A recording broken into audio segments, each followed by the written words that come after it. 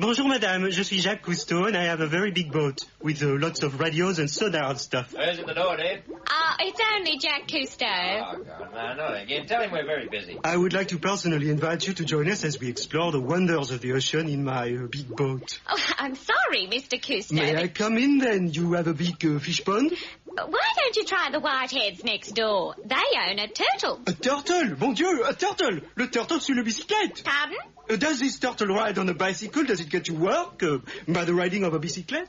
I'm very sorry, Mr. Cousteau, but perhaps some other time when we're not... I am not interested in leopards. No. I am not interested in animals. I don't want to drive a Land Rover or turn rocks over. I like fish. Oh, please, Mr. Cousteau, you're dripping all over our port. I'm a fish. Mr. I'm a fish. Cousteau. I'm a fish. Oh, get back on your feet, Mr. Cousteau. The neighbours are watching. Don't you know? The end is coming. I wanted to do so much, but I only had 60 seconds. The pressure was too much, so I thought, why not be a fish and knock on your door? I would personally like to invite you... Is he still there, Dave? Tell him we're busy, will you? Will you have a fish pond and your neighbors le turtle sur le bicyclette? Next year, perhaps. We may take your leopard. He is amphibious. It's his night for bowling. Look, I don't think it's very practical right now. Why don't you ask this chap? I'm sorry, madam. Can't say that fish are exactly my forte. Chauvinist pickle is more my line. In fact, I'm here to introduce this week's Sexist Corner, which comes to you from the Cathedral Church of St. Flagellant in the Stocks at Willawalla Bangalow. There once was a country vicar who said to his curate, John, I bet I've had more women than you. And the curate said, you're on, you're on. And the curate said, you're on. Tomorrow outside the church we'll stand, and this shall be the sign. I'll ding-a-ding for the women I've had, and I'll ding-a-dong for mine, and I'll ding-a-dong for mine. Well, there were more ding-a-dings than ding-a-ding-dongs when a pretty young maid walked by, and the curate went ding-dong. Ah, said the vicar, dong, ding-a-dong there, that's my wife, I do declare. Well, said the curate, I don't care with a ding-a-ding-a-dong, ding-dong, ding-dong, with a ding-a-ding-a-dong, ding-dong, dong. And now it's time for our weekly Pets Corner with our regular veterinary consultant, Bruce Losis. Welcome, Bruce. Hello, nice to be with you again, and as usual I'm speaking from the busy surgery here at my clinic in Drainage Hills, and this week's letter comes from Caroline Lump of Gravel Vale. That's on the extreme outskirts of the city, I think, Caroline, where they dig up the aggregate for the roads, yes. And you write, Dear Bruce, at the moment I haven't got a pet, but I'm going to get one for my birthday. It will be either a tortoise or a Doberman. Which would you recommend? Yes, Caroline, well, I can understand the attractions of both these animals, and my personal preference would be for a Doberman, but before I tell you why, I'd just like to make a comment on another point, which is the emphasis you place on your birthday. It's a pretty well-known fact, Caroline, that people who go around stating the gifts they expect to get for their birthday are being what's called in psychiatric terms acquisitively manipulative, or in other words, selfish, greedy and potentially violent. Who taught you to behave in this unpleasant way, I wonder, Caroline? Was it your spoilt, vindictive and impossibly demanding mother? I think so, Caroline. Yes, I most definitely do, dear. Because I'm sure a child of your age couldn't think up some of the dreadful things that lurk under the surface of your apparently innocent letter about a tortoise and a Doberman. And now I'll tell you why a Doberman is best, Caroline. If you train it properly, and it's quite simple with an electric cattle prod and a few bowls of raw liver, if you train it properly, it will keep your wretched mummy in her place, which, of course, a tortoise could never do, could it? Unless, of course, you had a rabid tortoise. But they're pretty hard to get in Australia, I'm afraid, because rabies, as you know, is a prohibited import at the moment. So, if I were you, I'd stick to the Doberman and train it in a few simple, basic movements like throat leaping and arm removal, and everything should fall into place. OK, Janine? Good girl. And have a nice birthday. Now, this is Bruce Losis saying goodbye till next time, and please try to bear in mind, when you're dealing with our furry friends, they don't have the advantages of our moral code.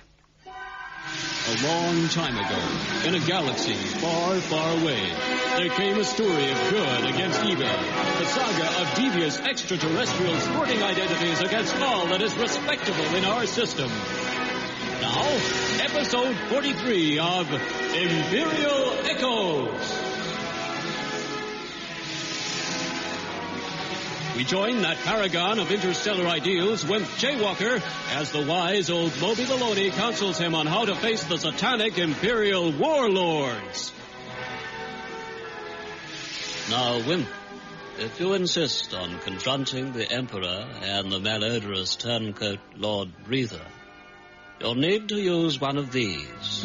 That's amazing, a luminous walking stick. Oh, no, Wimp, don't be an idiot. This was given to me eons ago when I was about your age. Seems only yesterday. Sure, quit rapping, Moby. How do I use it? Quite simple, really.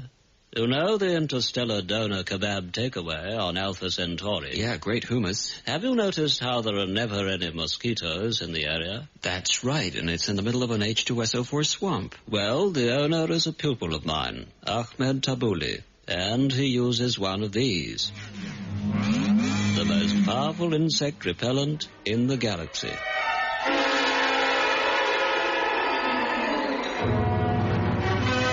How will Wimp Jaywalker use his newfound powers? Don't miss the next buzzing episode of Imperial Echoes.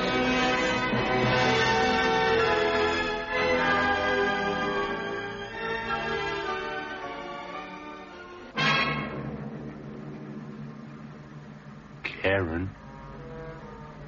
Hmm? You know how I feel about you. Shh. Watch the movie, Greg. I can't keep my eyes off you. Then why did you bother to come to the drive-in? Can't you guess? The chainsaw. What? It's got the chainsaw. Oh, Greg. Oh, yeah, that's right, babe. Cuddle up to me. Karen. How about getting in the back seat? What for? You know. Oh, Greg. Oh, I bought you a ticket. You only want me for one thing. Yeah. Well, you are the only girl I know who can install stereo car speakers.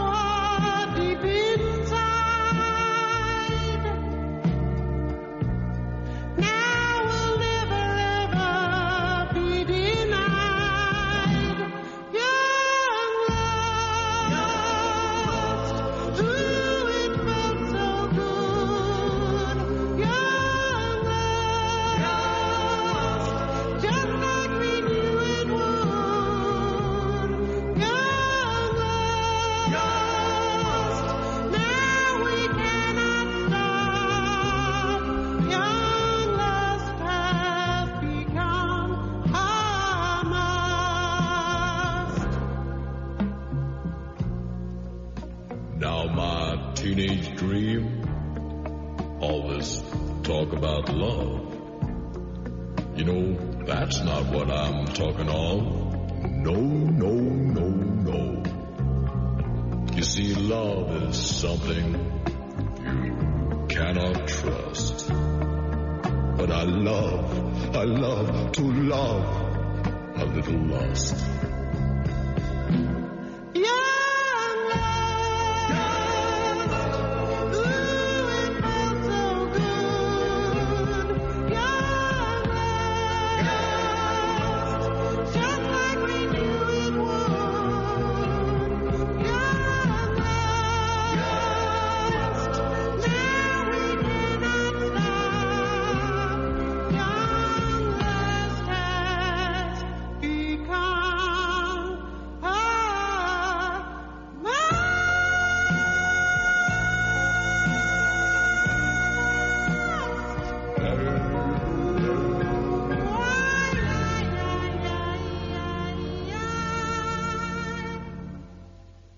Conway's Carnival, featuring the acting vocal of young Jim Conway and his tiny playmates.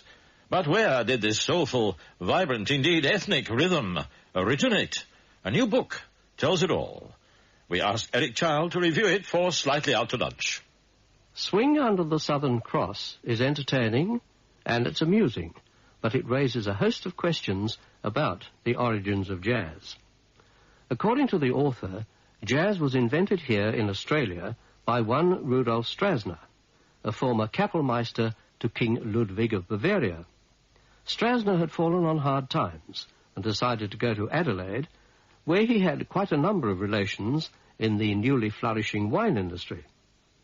Inspired by the number of churches in Adelaide, he composed his master work, Wenn die Heilige marschieren auf, or, as it's now much better known, When the Saints Go Marching In.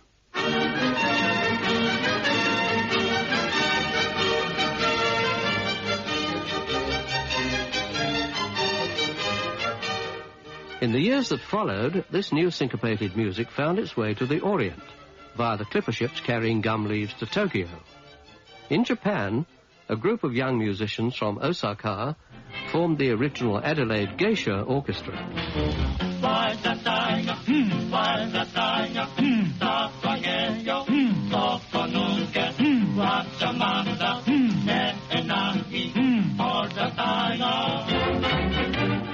From the East, wandering minstrels carried the hot sounds of jazz to America, to New Orleans, in fact, where Buddy Bolden claimed it as his own. But, whether black or white, the early jazzers always looked over their shoulder to Adelaide, the true home of rhythm. By 1927, Adelaide had become the Sin City of the Southern Hemisphere, a rip-roaring centre of gin palaces and dance halls. Perhaps the most startling revelation is Von Zimmerman's claim that Fats Waller made an unpublicized visit to Tasmania when he was entertaining American troops in the Pacific area in 1942. And he goes on to maintain that this unlabeled acetate 78, discovered during alterations to the Hobart Odeon, could be the proof that jazz historians have been looking for. You want some more of that, man? Well, you take over, pour it on up. Talk to me.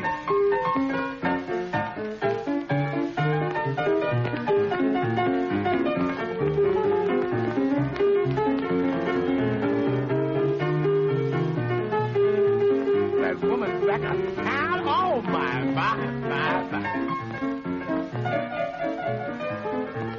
Beat it on out like you know something.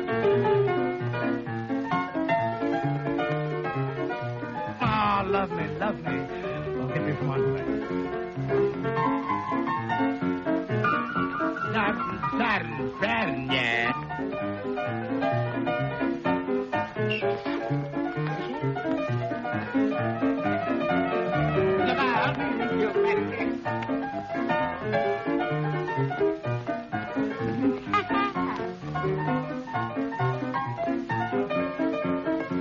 Mama, yes.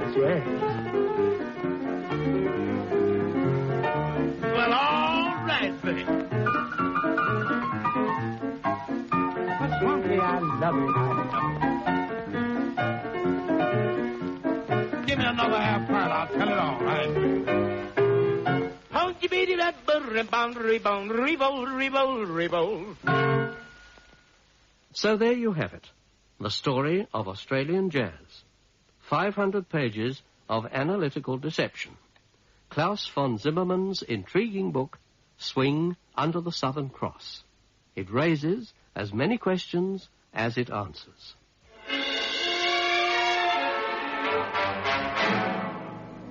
Run for your life! Mightier than King Kong, meaner than Godzilla, and more vicious than Skippy. It came from Widgimulka.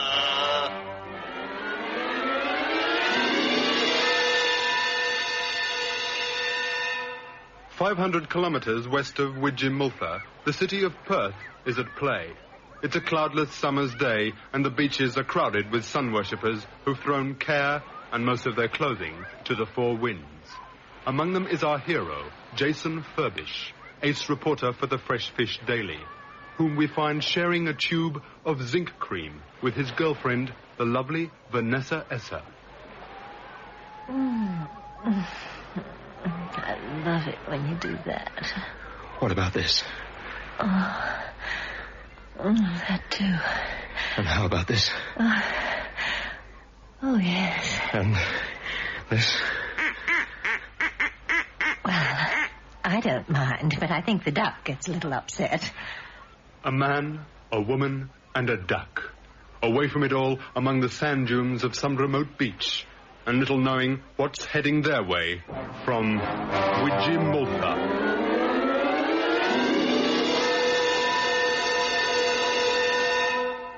Darling. Yes, darling. Happy, darling? Yes, darling. You don't mind about the duck, then? No, darling. I understand. It's just that Rover means a lot to me. Oh, see? He can tell when I'm talking about him, can't you, boy? Here, fetch. I've had him since he was a pup, you know. And I'd hate it if anything happened to him. Of course, darling. So, you don't mind having turkey this Christmas? No, of course not, darling. What's up, big fella? I think he's got wind of something. Fantastic sense of smell, ducks. What have you found, boy? Jumping catfish. Jason! It can't be. It is. It's a giant. A sheep. A giant sheep. Run, Fiona!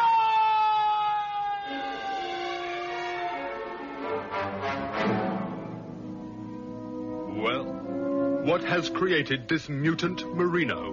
What are its plans for the city of Perth?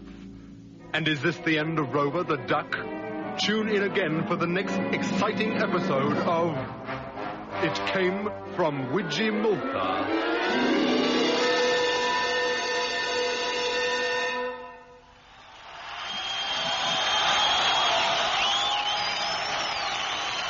It's 1964, and Adelaide is still the music centre of the South. The applause you're hearing is Adelaide's rapturous welcome to the Beatles.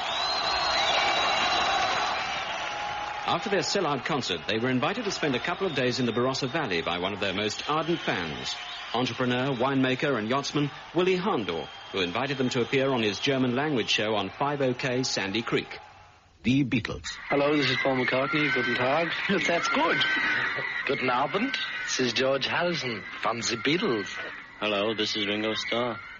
Wo habt ihr eure Karriere begonnen? Or, in Germany, im Star Club. Habt ihr damals Deutsch gelernt? Ja, Rundstück warm, Schaschlik und Cornflakes mit Milch. Noch was? Für gut für Frühstück und eine Tasse Tee, bitte.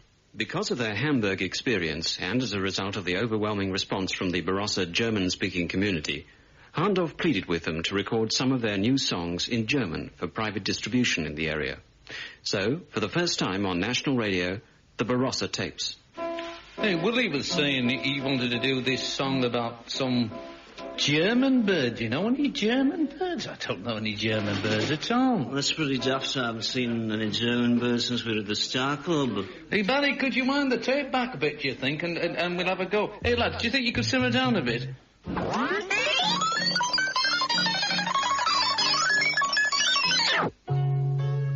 Thanks, Barry. That's the one.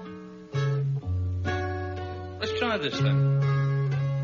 Charlene, my queen, she's so dumb, so dopey and serene. Oh, you've got to be joking. Come on. We've got to be serious about this. This fellow wants it in a hurry, and he's paying for it, and paying a lot, too. Do me best. The thing's got to be in German anyway. I suppose that's a problem, yes.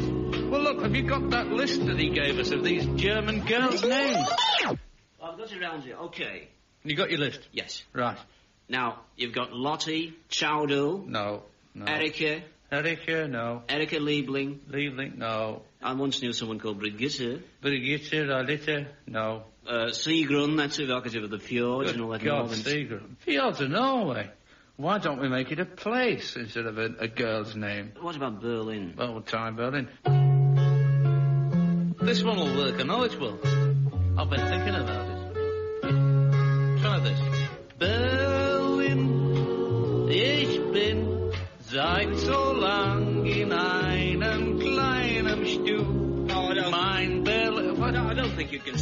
seriously consider that. I mean, I think we're wasting our time. We've already got the lyric down for I'm Heart Attack. So why don't we do that one? It's easy, you know? Well, you think so? Yeah, do it. Let's do it. Well, Barry, you've got the track there, so it's on the other machine on the left there. So could we try that then? Das war ein harter Tag. Ich hab geschuftet wie ein Vieh. Und es reicht mir, wenn du dafür sagst, du gibst mir alles auf der Welt. Ich fühl mich sehr wohl bei dir, wenn du allein bist mit mir, dann weißt du, was ich gerne mag. There, I told you it would work. Well, you're right. And that other one, I think, why don't we call this bird Michelle? I think that would be good. Michelle, that's a French name, never worked. I don't know, but try it. Ich fühl mich sehr wohl bei dir, wenn du allein bist mit mir, dann weißt du... Oh, jeez. I swear to God I'll never touch another drop. Oh, go easy on the door, will you, Barry? Ah, there you are, Bright Eyes. Or what's left of them. Haven't lost your dazzling sense of humour, I see, Barry. No, and you haven't lost your unquenchable thirst for sweet muscat at breakfast, Helen, darling. Well, let's face it, darling, after 6 years of marriage to you, it's a wonder my liver isn't pegged out on the bloody line to dry.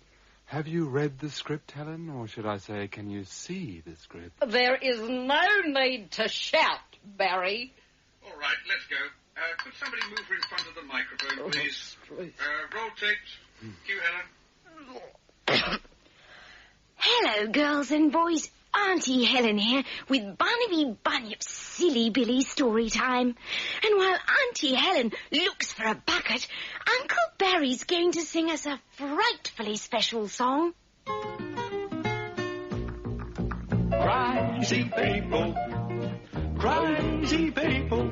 Crazy people like me go crazy over people like you. Daffy people. Goofy people, dizzy people like me go nutty over things that you do. When we are underneath the moon above, you have me acting like a loon. It must be love, sweet love. Crazy people, crazy people, crazy people like me go crazy over people like you. Lovebirds of a feather always flock together. It's an old custom of the heart. That's the reason, maybe, that I call you baby. I guess we're each other's counterpart. Attila the Hun. Cab Calloway. The Reverend Fridolin, Popeye. King Ludwig of Bavaria. Hugh Hefner. Ayatollah Khomeini. Russell Hins. Our executive TV producers. Rasputin. Barry Manilow. Colin Dunsmore. Fats Waller. Well, all right then. Mr. Asia. Martin Bormann. Sonia Humphreys. Lassie. Sir Horace Tuckerbox. King George III. John Lords. No relation. Bishop Anita Ganges. No relation. George Negus. No relation. Crazy people, crazy people, crazy people like me go crazy over people like you. Daffy people, goofy people, dizzy people like me go nutty over things that you do. Don't mind me if I rave a lot. Sweet angel child, it's just a habit that I got. You drive me wild, I'm wild. Crazy people, crazy people like me go crazy over people like you. Yeah, the Asthma Brothers and a great new track off their latest album, Yes, We Have No Cicadas. That's the new lineup, of course, after Ronnie Slug left to become conservative candidate for Gwent and his brother was sacked for being dead. The new Asthma Brothers are Clint Moron on synthesizer, Gary Scum on bass, Nadger Harris on Deirdre Harris, and Ziggy Lobachevsky on drums. Tony Baldwin and Kevin Daly have been slightly out to lunch with Angela Webber, Jane Harders, Genevieve Moy, Adam Byrne, Drew Forsyth and Peter Smalley. Special guests Eric Child, Robert Parker and Tony Lee. Additional script by David Witt and Captain Lamington. Music was by Conway's Carnival and Willie Qua's All-Stars. Script editor Julianne Ford, production assistant Linda Hughes, sound effects John Farkas, electrically recorded by Warwick Maver, and production was by Kevin Daly and Tony Baldwin. Good afternoon, Mr. Gupta. Welcome to Australia. How are you going? I'm not going, I'm arriving. You filled in the card and you have a full understanding of Australian customs? No worries. Always replace dead matches in matchbox. Always use left elbow when leaning on bar. Vegemite to be replaced in fridge after use. Thank you, sir. Here's your passport. Have a nice visit.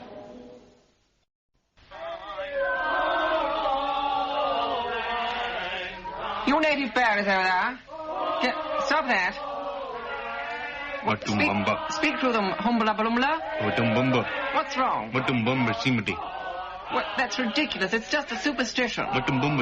We must go on. We're so close. Darling? Yes, darling? I'm afraid the chaps are dead. こちらは ABC 食事放送です。We'll be back in half an hour without Tony Baldwin, Kevin Daly, Angela Webber, Jim McKay, Peter Whitford, Adam Bowen, Lance Curtis, Drew Forsyth, Peter Smalley と Keith Scott。ミュージックは Conway's Carnival と Willie Qua All Stars。スペシャルゲストは Jeff Watson と Warren Williams 様。今、我々は Slightly Out Lunch でございます。And now, the moment you've all been waiting for, the part of our show when we spotlight Australia's greatest stand-up comics. Yes, live from the Sheepdip Club at Willawalla Bangalore, incisive, hard-hitting, no-holds-barred satire, merciless social comment. Yes, fresh from his ABC television late-night triumph, it's your own Frank Filth. G'day! Bottom. Buttocks! You like that? Clunas Maximus! Sharp, rear end!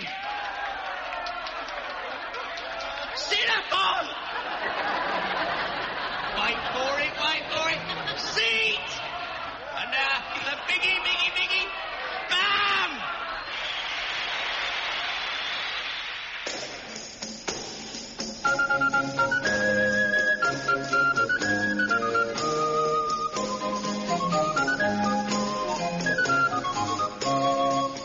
This is Jeff Watson with Towards 1500, and I'm standing in the workshop of a Mainz inventor, Johann Gutenberg. And the noise you can hear in the background is his latest invention, the printing press. This strange, ungainly machine looks more like a Roman wine press than a sophisticated piece of 15th century technology. Mr. Gutenberg, what exactly do you print on your machine? T-shirts. What? You know, T-shirts with funny sayings on them. Like this one, which is probably our most popular line. My parents went to Dusseldorf and all I got was this lousy T-shirt. Pretty cute, eh? Or this one. Bullshirt. Is that all? No. The amazing thing about the printing press is its versatility. Anything man can dream up, this little baby can print. Bus tickets, income tax forms, advertising leaflets, menus. The only limit is your imagination. Have you thought about books or newspapers? What? You know, portable written or printed works, filling a number of sheets fastened together, usually sewn or pasted hinge-wise. Oh, them. No, mate, no, it's not worth it.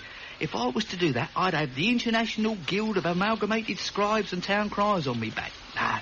Besides, there's no money in it. I would have thought that books and newspapers would be very lucrative. Lucrative?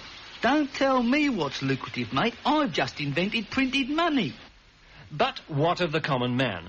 What does printing mean to the ordinary peasant in the street? Well, not much, really. I can't see as how it'll affect me being illiterate and all. A couple of the lads were just talking about it down in the Groton Strumpet, and they reckon there'll be now special editions of Chaucer and Piers Plowman for the working man.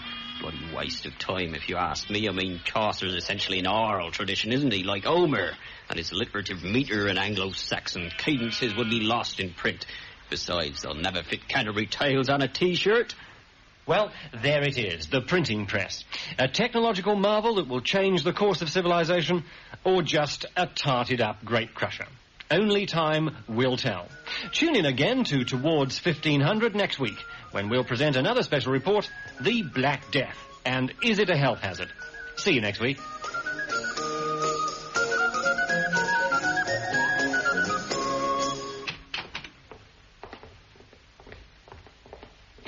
Yes, and we'll make this the dining room, eh? Knock out this wall and put some French doors opening onto the patio. Oh, yes. I see it as sort of beigey with a floral motif. Yes. We can bring in that antique cedar table we picked up. And the Navajo wall hanging. Yes. This'll have to go, of course. Put me down. Now, Gran, don't be difficult. You know you clash with our furniture. I've lived here 60 years and I'm not going to move now. Be reasonable, darling. We all have to make sacrifices. Gran, you just don't go with a modern, comfortable living environment. But I've got nowhere else to stay. Nonsense. You can go and live at David's house. Yes, it's Federation style, and so are you. I don't like it there. It's gloomy and windy. So are you. Oh, you're not making this any easier, John. Well, what about her? Can you imagine having Matthew and Jackie over after the theatre and your grandmother sits in front of the fire knitting the last in an endless line of brown cardigans, pouring cups of land chew down her throat, and muttering about what a nice man John Curtin was and how he once hailed her a cab outside the old Hotel Metropole and isn't it a pity they had to pull it down? Well, it's not her fault if she's a bit old-fashioned. Well, what do you expect me to do about it? Well, isn't there some way we could, I don't know, renovate her? What did you have in mind? New dress, I suppose, and teeth, and do something with the hair. Japanese is very in. Why not?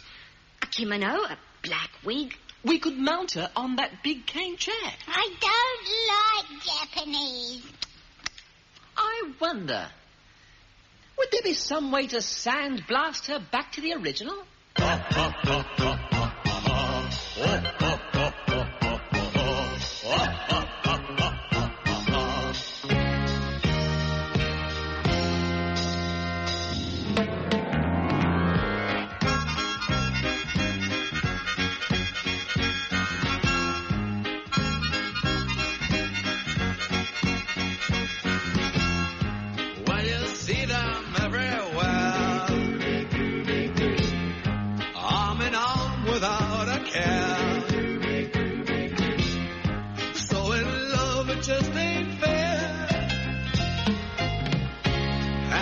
Couples everywhere. See them walking down the street. Two heads, four eyes, four big feet. Like some monster that's on heat. Happy couples on the street. Am I half as good as them? All alone am I condemned? Or will I meet my better half? It only hurts me when I laugh.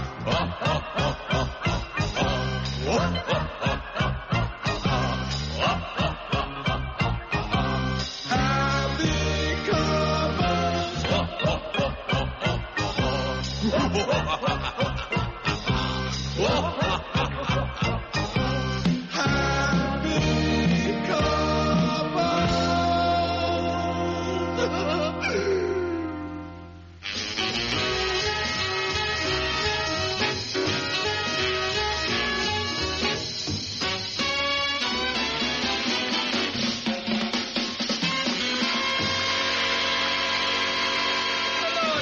Welcome back to a really gripping show.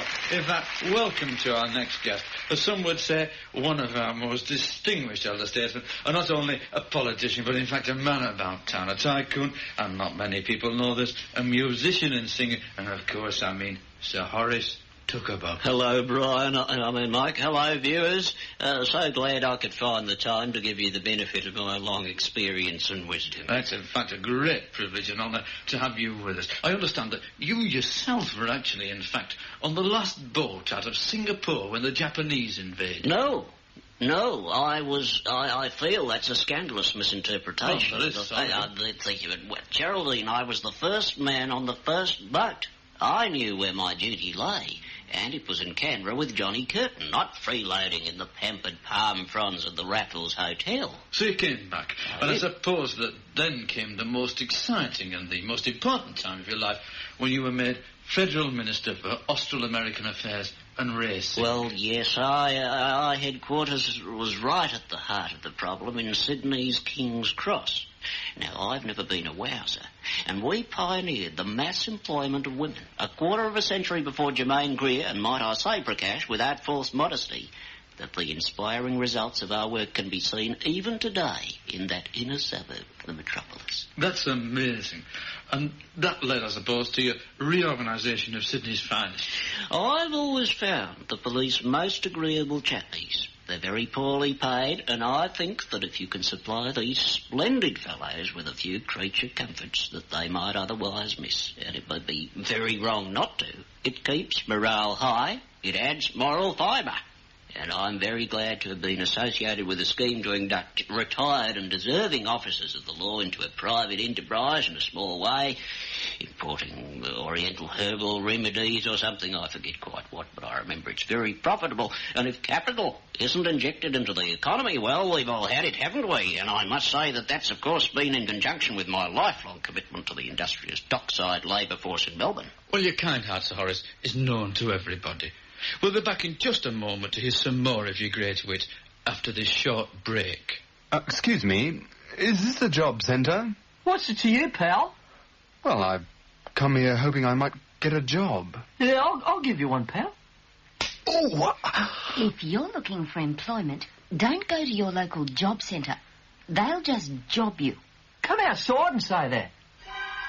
A long time ago, in a galaxy far, far away, came a story of good against evil, of wholesome schmaltz against heartless cynicism. Imperial Echo! In episode 19, we left Wimp Jaywalker struggling with his ancestry, unaware that Princess Starwine is his sister, or that she has a drinking problem. We join her and her droid hairdresser 3LO in a speeding starship.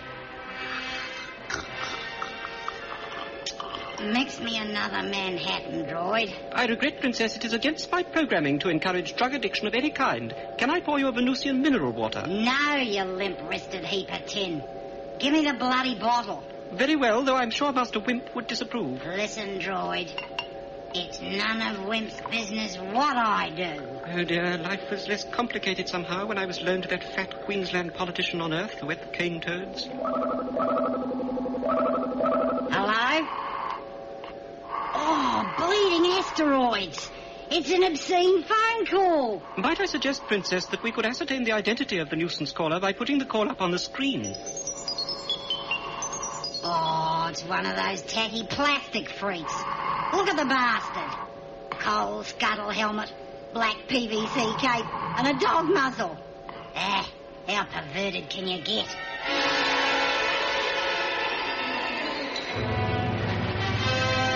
How can Princess Starwine put an end to the intergalactic nuisance calls? Don't miss the next knee-trembling episode of Imperial Echoes. And now it's time for our weekly Pets Corner with our regular veterinary consultant, Bruce Losis. Welcome, Bruce. Hello, nice to be with you again, and as usual I'm speaking to you from my surgery here at the clinic in Drainage Hills, and this week's letter comes from Jeremy Shoulder of Grime Ridge. That's out where they make all the cars in those big factories, isn't it, Jeremy? And you write, Dear Bruce, my budgerigar keeps having sneezing fits and falling off his perch. I keep him in a clean cage away from drafts and cooking smells, and he has a nice view out the window, but he still gets terrible attacks of sneezing. Why? I would like to ask you, though, how you came to the conclusion that your bird was sneezing. Budgerigars have a chirp, usually, but I don't think I've ever heard one sneeze. In fact, Jeremy, what I think you've got in the cage isn't a budgerigar at all.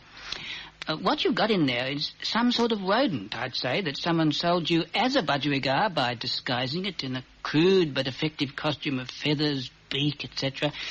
And the reason the animal keeps sneezing and falling off its perch is a combination of two things. First, frustration. It doesn't like being treated as a bird with people like your sister. For example, coming up to the cage and making repulsive kissing noises in that irritating way of hers. Secondly, that view out the window is hideously depressing, Jeremy, even for a human being, let alone a rodent in an uncomfortable disguise. All those rows of chimneys and great stretches of dull metal roof and an atmosphere of frightful industrial tedium. Gee, it's enough to make you contemplate suicide, I would have thought, and the first symptom of this, as I'm sure you know, is violent bouts of sneezing, followed by hysterical fainting, which is exactly what's happening here. I would suggest removing the silly disguise for a start, Jeremy, and taking the cage away from the window. If the sneezing continues, I can only assume that it's motivated by repressed hatred of your aggravating sister. And if so, what you need is an animal psychiatrist for regular therapy and a set of leg irons to keep your sister in her room. I certainly hope my advice has helped you, Jeremy, and now this is Bruce Losis saying goodbye till next time, and do try to remember, animal instinct is a thing we shouldn't try to deny.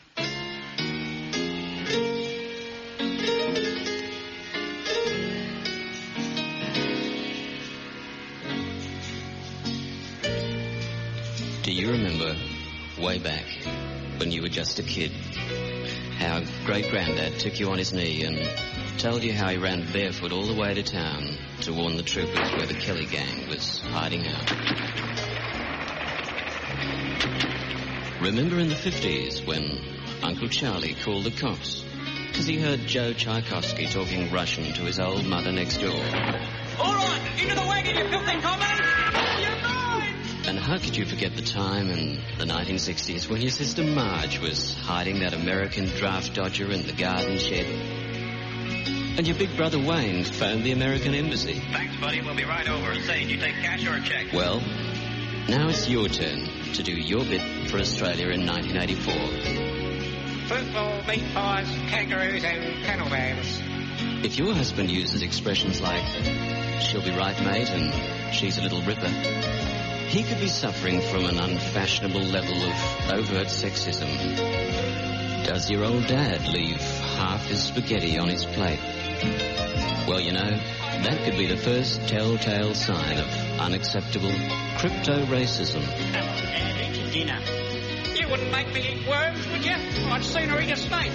Look what happened when your mum ate the cane toad. If you're really concerned about wrong thinking among your family and friends, just call us on this number.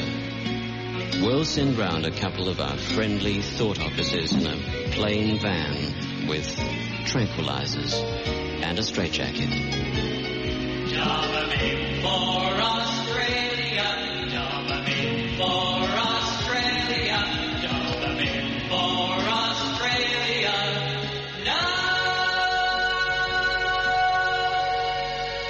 Dobbing in your mates. A great Australian tradition. Daddy, what is sex? Well, it's the birds and the bees. When Mummy Bunny and Daddy Bunny want another little bunny, they ask your mother. Johnny down the street said it's what you do with Mrs. Jones next door when Mummy's out. What did you say? Playing in the street with Johnny, and he told me you and Trevor's mummy did sex together. Well, what a silly little boy. I wonder where he got that silly idea from. That's what I said. I said he was silly. Good boy. Run along and play now. So we went into the back garden and watched through the curtains. You did what? Johnny showed me how to watch through a gap in the curtains. Johnny's a very bad boy. Yes. He's not the one, is he, Daddy? What do you mean? Trevor's a bad boy, 'cause he watched as well. You're all very bad boys. What could you see? We could see you wrestling with Mrs. Jones. Is that what sex is? Wrestling? Is it like wrestling, Daddy? Is it like wrestling? Yeah. Yes, it's like wrestling. Did you win, Daddy? Did I what? It looked like you were winning. Run along and play. We counted to 3 lots of times, and Mrs. Jones didn't get her shoulders off the top at once. Daddy's reading his paper.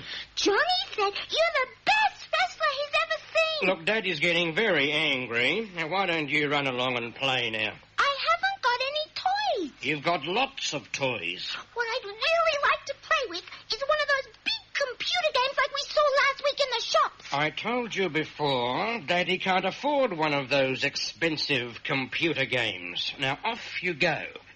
Daddy, does Mummy know you wrestle with Mrs. Jones?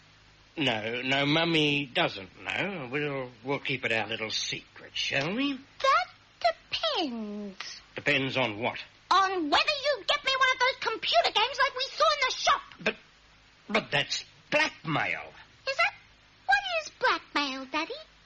Well, that's when one person uses emotional leverage to get what they want from the other person. Oh, that's funny. That's what Mummy said sex was. Run for your life! Mightier than King Kong, meaner than Godzilla, and more vicious than Skippy. It came from Witchimulpa.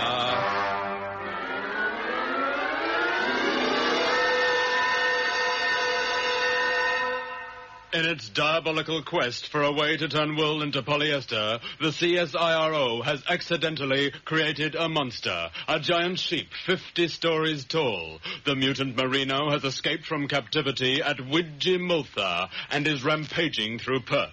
Immediately, a call goes out to the State Emergency Services. State Emergency Services here. No crisis too big or small. It's Terry speaking. Yep. Oh, yeah. Right. Just hang on a tick. Hey, Ralph, can we do a rust job on a large merino? It's got into a spot of bother on the Fremantle Expressway. It's eaten it. A local model of one of those Japanese jobs. No, local. Sounds like an 83 merino with twin overhead mandibles. He wants it done right away. Oh, no, there's not a chance. You know what it's like this time of year. We're up to our ears in the fruit flies and we haven't even looked at the starlings yet. Tell them to call back after Christmas, will you? You're sorry, mate, but we're flat out with rampaging livestock at the moment and a giant sheep is just out of the question. We could give you a nice discount on a cyclone, but...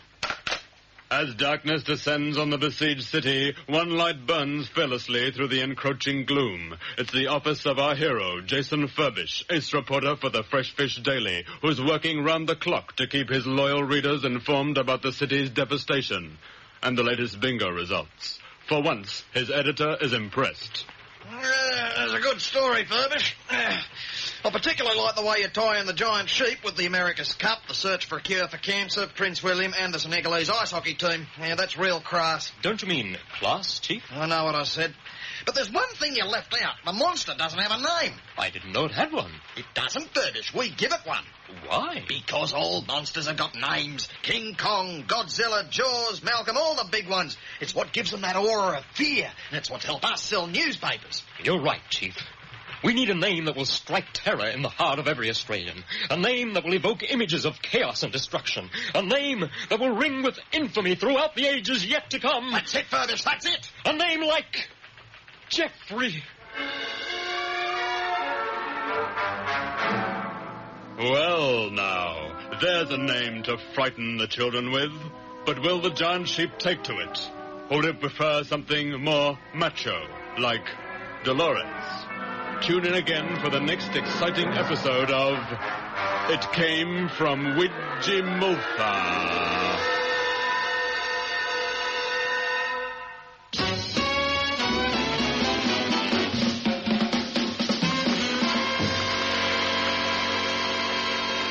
Welcome back to our amazingly interesting chat with Sir Horace Tuckerbox. While you've been away, Sir Horace has been telling us how he swam the Matterhorn, tamed the Amazon, and went into Afghanistan disguised as a nun. But, Sir Horace, You were just telling me something that your dad always said. Tell everybody about it. You're right, Bruce. Dad always said, Horace, you're an Australian, and therefore you've won first prize in the lottery of life. And, in fact, I've always been involved with lotteries, the TAB, Lotto, SPR, the Opera House Lottery, which has brought so much culture from the old world to our new and vibrant nation. But, of course, it's since your retirement from day-to-day politics that you've been able to take a deeper interest in the arts. Oh, yes, indeed. Well, what I would like you to do, if you'd be so good, Sir Horace, if you'd give us a little bit of your singing. I'd be honoured. A great reminder of those great parties you held for the League's club's sporting identities in years gone by. Well, good on you, Mike. Here's a track from my album, and you can get it, I should remind you, for $8.99 from all major dealers. Sir Horace Tuckerbox beats the full bench with my backing group, the Newgan Hand Chorale. This is my own composition, The Punter's Lament. Singing Ter-a-lie-a-lie-a-day. Singing Ter-a-lie-a-lie-a. Singing Ter-a-lie-a-lie-a-day. For we're bound for a stretch in Long Bay. Oh, farewell to old Randwick and Flemington. Farewell to old Thailand as well. Farewell, Mr. Asia and Griffith. 'Cause I'm going down for a spell. Oh, I once had a ticket to Rio, to De Niro, don't you know?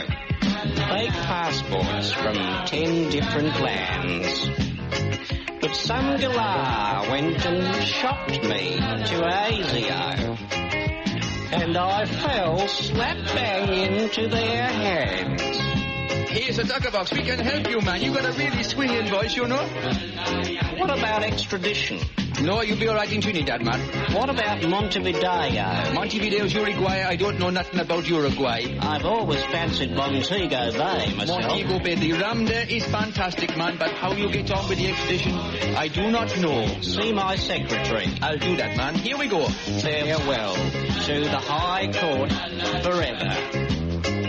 Yes, farewell to my old pals as well. And farewell to those royal commissions, where I once used to look such a swell. Singing Ter-a-lie-a-lie-a-day. Singing Ter-a-lie-a-lie-a. Singing Ter-a-lie-a-lie-a-day. For we're bound for a stretch in Long Bay. Don't you worry about that, Sir Tuckerbox. We'll all look after you in the Caribbean. You're a mate. Oh, thank you very much.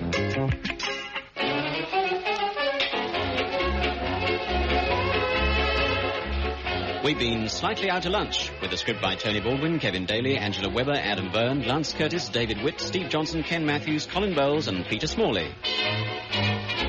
It Came From Witchy-Multha was produced by Bob Cubbage. Script editor Mrs. Ford of Barrel. Production assistant Linda Hughes. Sound effects John Farkas. Technical production Dennis Fox and Brendan Frost. The programme produced by Kevin Daly and Tony Baldwin.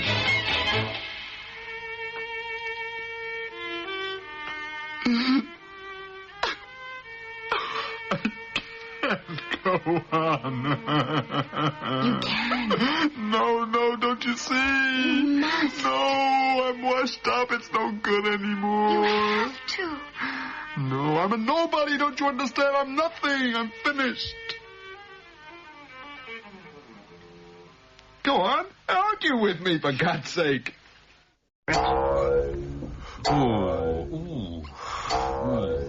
Now, don't you never just sit there. Oh, well, I don't know. It's quite fun, really. What? What was that? I don't know, but it was lovely.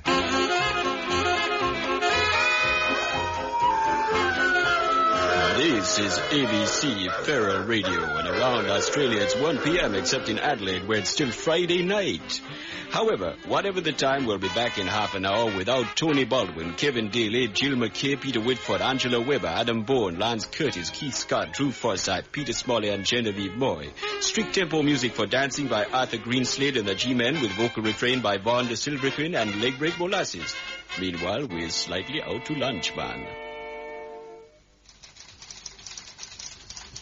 Next! Come on, step on it, pal. What do you want? Well, I'm making inquiries about becoming naturalized. Oh, yeah? What are you? Well, I'm British, actually. Oh, actually are we, my lord? Prithee ever so fine and dandy. I beg your pardon? Hey, Gwenny! Got any more Pongo application forms? We've got another little Lord Frottler Bloody Roy out here. All right, pal, what are your three main duties as an Australian citizen? Well, I'm frightfully sorry. I haven't a clue. Frightfully sorry, actually, Your Highness. Permit me to let your little birdies. Pongo Prince. Listen, sport, there's three main rules for Pongos if you want to be a real Aussie. 1, buy some soap. 2, use it. And 3, stop whinging. Well, I'm very sorry, sir. Okay, now, before I get you to sign this, you've got to answer a few questions. Do you now, or have you ever, worn socks and sandals to the beach? Well, Well, have you? No. Have you or members of your family ever paddled in the surf with your dacks rolled up and a hanky on your head? Certainly not. All right, you miserable lily-white Pongo. This is a trick question.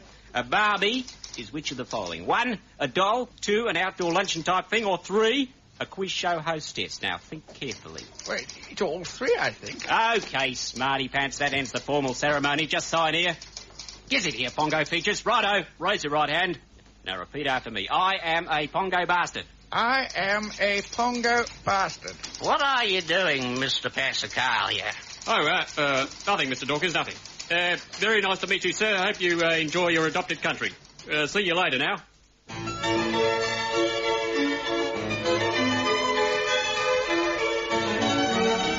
Keyboard Workshop.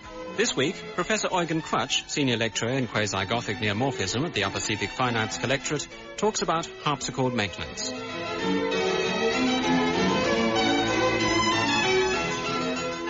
Hello.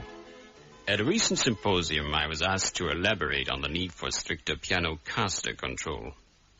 Yet the dangers of harpsichords have been well known since their appearance in the 15th century. It is accepted that most orchestras will lose a musician or two each year through harpsichord misuse. It was recently brought to my attention that the Adelaide Philharmonic lost most of its string section as a result of an accident with an unroadworthy harpsichord. Handbrake failure and the inattention to the conductor's directions caused the lethal instrument to career across the concert hall, gathering speed and violinists as it went. Bravely, I am told, the orchestra continued, holding its ground and trying to ignore the shrieks and lamentations of wasted violinists. Pianos have caused similar disasters, especially due to the use of pneumatic casters, which render the instrument a silent and effective method of removing unwanted musicians. To the uninitiated, this may seem a cruel and savage way of keeping orchestra numbers down. Yet, in the world of music, only the fittest can survive. I'm Eugen Crutch. Thank you.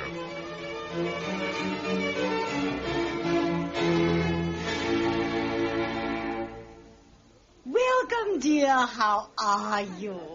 Very well, thank you, Dame Deirdre. Most glad you could make it to our quaint little get-together. Oh, yes, how am I? Where can I put my coat? I'll have Barwick taken. Barwick! Mum. The lady's coat, please. Yes, Mum. There you are. Oh, thank you, Dame Deirdre. Now, if you'll just excuse me for a tick, I'll go over to the table for a little nibble. Oh, we have servants for that sort of thing. Thomas! Mum. Mrs. Budwallop would like something to eat. Right away, Mum. There you go, madam. Thank you, Thomas. There you are, Mrs. Budwallop.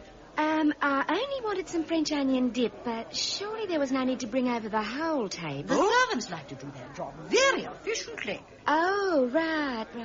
Oh, look, there's Nerida. I haven't seen her for weeks. I must have a word with her. Oh, I wouldn't hear of it, my dear. Brassett? Mum. Talk to Nerida for Mrs. Budwallop, would you please? Yes, Mum. There. I could have talked to her myself. Oh, now we shouldn't go straining ourselves, and we have servants who can do the work just as well, should we? I suppose not. No. I thought perhaps you might show me around this exquisite home. As I said, No need. Bradford? Mum. Show yourself around the house, will you? Yes, Mum. Mind you look at the tapestry near the stairwell on the second floor. Dame Deirdre, you'll have to excuse me. Barwick? Mum. Excuse yourself on Mrs. Budwallop's behalf, will you? I want to go and enjoy myself. My personal butler, James, will enjoy himself just for you, my dear. I think I'm going to be sick. Reginald! Make yourself sick, will you? Oh, I'm going to die. Thomas! Oh, Dame Deirdre, I'm afraid I can't cope. I've got to go. No need. Bedford, Mom. Johnson, look, round up the other servants and leave the house, will you? Certainly, Dame Deirdre. Come on, everybody. Well, that's a lot better. Some more dip, madam. Just thought we'd see what's on television. Oh, thank you so much. Who is that, Harold? That looks stupid set.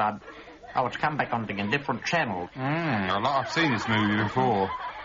Blood Orgy of the Senior Citizen. A very hot day, they've had to take their clothes off in order to cool down.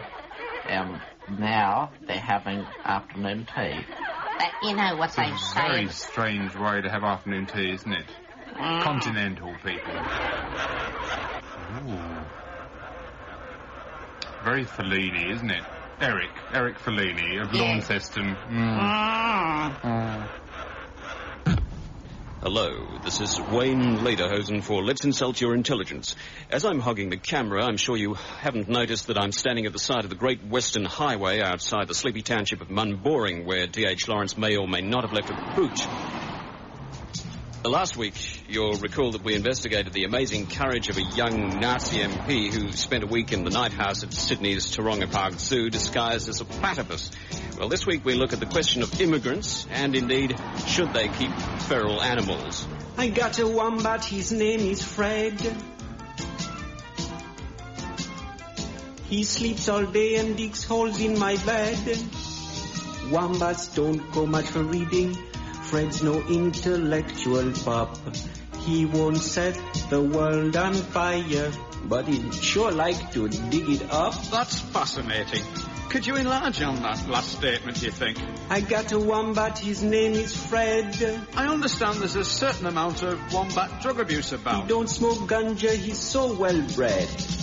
Now, a wombat, that's a pretty unusual animal to keep as a pet. Well, Mike, I tried a budgie, but he wasn't a very good watchdog, and I had a red-bellied black snake, but he just wouldn't beg. Well, do any particular events stick out in your mind, Mr. Molasses? Excavating in the backyard, Fred dug up a sacred site. Men from Canberra fenced the yard off. Such is bureaucratic might. I got a wombat, his name is Fred. He's very attractive, isn't he? Got a lovely coat. And sometimes I just wish he were dead. Oh, come on, Mr. Molasses, I'm sure you don't really. Fred don't live in my house no more. Well, that's a bit of a surprise, isn't it? Why was that exactly? It happened this morning about 4:30. Fred was digging in that moonlight. It had to happen, I suppose. Out from his own excavation, a fine young lady wombat rose. That's very romantic, but where does it leave you? I once had a wombat whose name was Fred. Well, don't you think we've covered this already, surely? But next Tuesday morning, he's going to be wed. Well, thank you very much, Mr. Leg break molasses. Leg break molasses. Well, we'll be back again in just a few moments after this short break. And now, Mrs. Juliana Keefe of Oilwell Flats talks about chomp.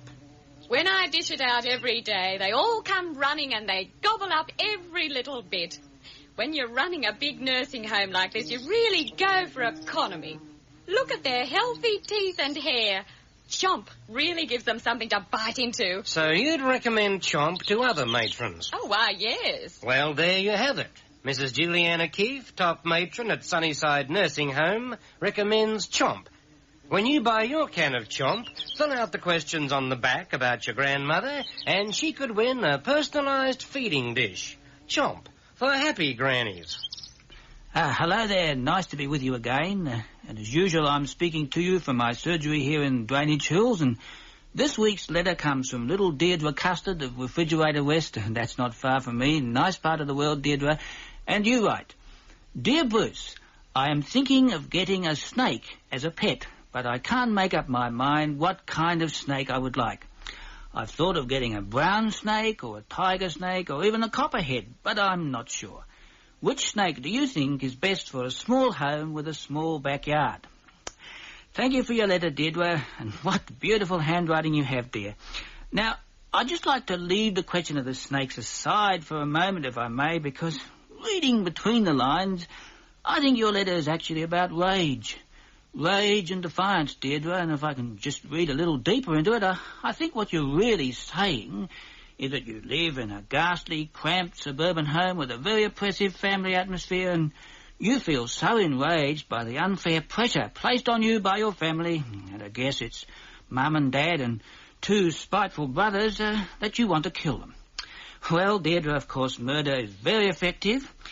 Death is quite permanent. In fact, it's one of the most final and permanent of all human activities, Deirdre. And, of course, this is why you want the snake. But I wouldn't recommend a snake. No, I think one of those kitchen knives people use for cutting up cat's meat or chopping parsnips up. I think, in fact, sometimes they're called a psychopath's knife. They're pretty good.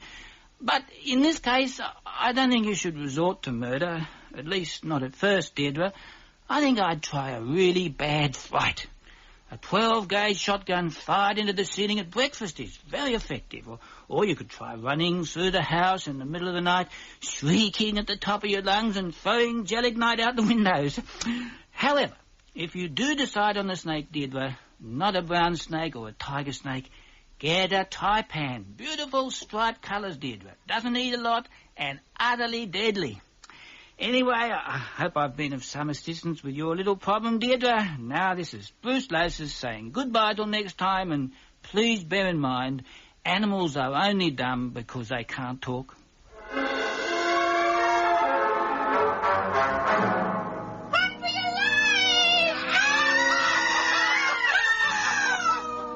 Mightier than King Kong, meaner than Godzilla, and more vicious than Skippy. It came from Witchy-Multha.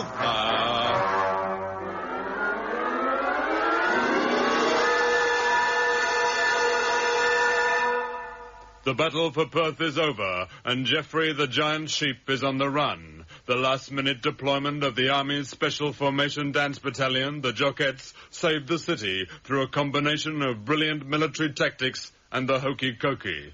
Meanwhile, the rest of Australia is not slow to learn of the ovine threat. Within a matter of days, the news even reaches the country's biggest media organisation, the Australian Broadcasting Collective, which immediately springs into action with a demarcation dispute.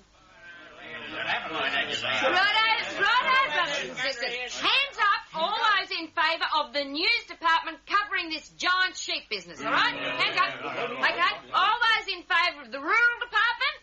Come on. It's a tie. Well, Mr. Chairman, you've got the casting vote. Who gets the job, the news department or the rural department? Well, frankly, Miss Pat, I really don't know. I mean, I can see the merit in both arguments, because on the one hand, news has little enough to do as it is. But on the other, rural's been very depressed ever since we put Neil all in out to Stubb. But on the other hand, a case could even be made out for the sporting department, now that the Sheffield Shield has been cancelled and Norman Mayhem's back on his medication. Meanwhile, the news also reaches the offices of a fabulously successful yet perennially youthful Australian film producer. Anything of interest on the telex this morning, Adams? Just the usual, sir. Another begging letter from Kirk. Marlon says he'll do the Bjelke Peterson story for nothing, as long as he can play Flo. And a giant sheep has eaten your Perth home. A sheep, Adams? A giant sheep, sir. Has eaten my... Your Perth home, yes, sir. Golly. If it's any consolation, sir, it's also eaten Alan Bonds. A sheep? A giant sheep? That's it! Adams! Yes, sir. Get me my riders. At once, sir. Okay, on your feet now, you lot. Come on, the young master wants to see you now. Hurry up there. Come on, get up there. Hurry. Quieten down. Listen, you lot. We're on to the chance of a lifetime.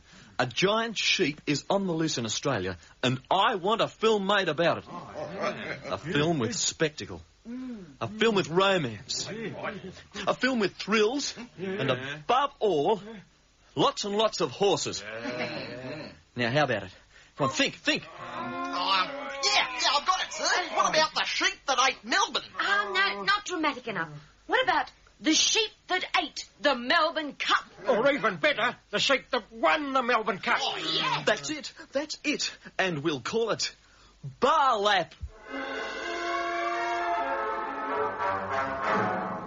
Well, is this the start of a new career for Geoffrey? From monster to movie star. And is it a role he can sink his teeth into? Tune in again for the next exciting episode of It Came from Widgymutha.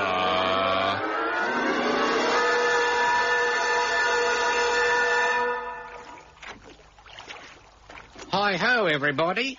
It's Bert Grudge here again from Bert's Massage and Tackle Shop with some handy advice about the lures that are most popular this fishing season. Last year's pith helmets and croquet balls have been replaced by a large selection of bow ties. For brim and mullet, most fishermen find the clip-ons rather effective, while trout seem attracted to both the large purple felt ties and the revolving battery type. In the upper reaches of the Shoalhaven, a few stalwarts have achieved some success by using cravats and boaters as lures. Amazingly, just the other weekend, that great deep-sea fisherman, Bob Nibble, landed a 300-pound marlin off the coast of Queensland using only a black-and-white photograph of Peter Allen. Other suggested lures from this season's Fisherman's Almanac are New Zealand Prime Ministers, Russell Drysdale Originals, camper vans and country cabaret acts. Sadly, international lures such as Liberace or Pam Ayres are only productive if used in the shallower waters of rivers like the Murray, and only then if they're used in conjunction with bait such as fresh squid or former Liberal Party backbenchers. But, as I say, with the wide variety of lures now available, a really good season's angling is pretty well guaranteed. Bert Grudge, netting them in for slightly out to lunch. A long time ago, in a galaxy far, far away, came a story of good against evil and of chivalry against chronic halitosis. Imperial Echoes. Our story continues as two awesome Black Cape figures confer on their evil Breath Star.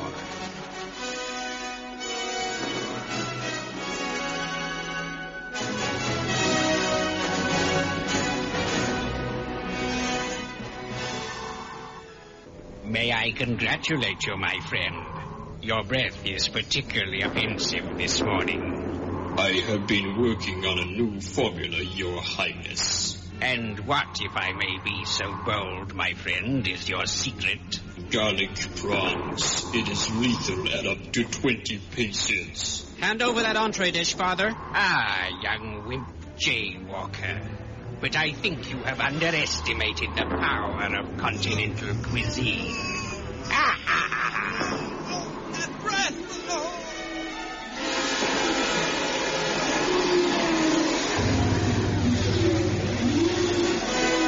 Can Wimp Jaywalker escape the awesome power of the garlic prawns? Can Lord Breather conquer the galaxy with his laser beam breath? Don't miss the next installment of Imperial Echoes.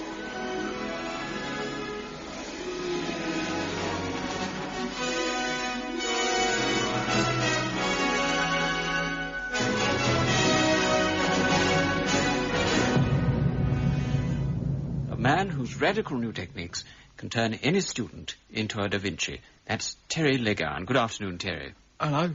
Well, tell us something about the art school. Is it a collective, a cooperative, or what? Oh, it's neither, Adrian. It's really organised more along the lines of a camp. A sort of holiday camp, you mean? No, concentration. You see, artists today are generally products of a bourgeois middle-class consciousness, and it's not really conducive to great art. Tasteful wallpapering, perhaps? Well, yeah, I suppose you're right, Aid, but as for getting the likes of Guernica or the raft of a Medusa out of them, wow, it's like trying to... Squeeze blood from a stone. Exactly. And that's where the thumbscrews come in. You see, great art, as I see it, only comes out of great suffering, and our job at the camp is to provide the best torment that money can buy. Put the pain back into painting. That's our motto. Well, that's absolutely fascinating, but how does this work in practice? Well, our basic course ranges from living in squalor 1 through to starving in a garret and right up to final year tuberculosis. And we've even got 1 or 2 students doing advanced alcoholism. They get their DTs next year. Well, how original. Anything else? Well, yeah, there's the rack, but that's more of an extension course. And I would like to point out here that all our equipment is the very latest stuff from East Germany, where they've had such great success lately with their abstract expressionists. It's really amazing what some of them are capable of doing once their bones have knitted. Well, I can see that you're drawing on the latest technology, but have you been able to repeat the same results here in Australia, Terry? Well, we're beginning to. But you've got to remember that art is a subtle and a delicate thing. I do. It's like a flower. It takes weeks, months, even years of careful nurturing and crossbreeding to produce its most amazing blooms. However, we're hoping that the new Dresden genital clamps will speed up the process. I see. Does this cost the students much? No, not really. Most of them don't plan on having families anyway. Really, I meant financial cost. Well, it's very much a needs-based fee structure. The more they have, the more they need to give away. Until it hurts, in fact. Now, what sort of degrees are there? As the usual. 1st, 2nd and 3rd. The latter only being available in our master class. And what does the master class consist of? Intense pain, usually. We run the whole gamut with this one. Elementary cuts and abrasions, psychological abuse, tweaking, exacerbation of feelings of inadequacy, a bit of gratuitous disfigurement, kneecapping, lobotomies, and basic colour theory. And, of course, the most important thing is, do they get any sort of diploma at the end of all this? No, not the students, but their families get a nice framed death certificate.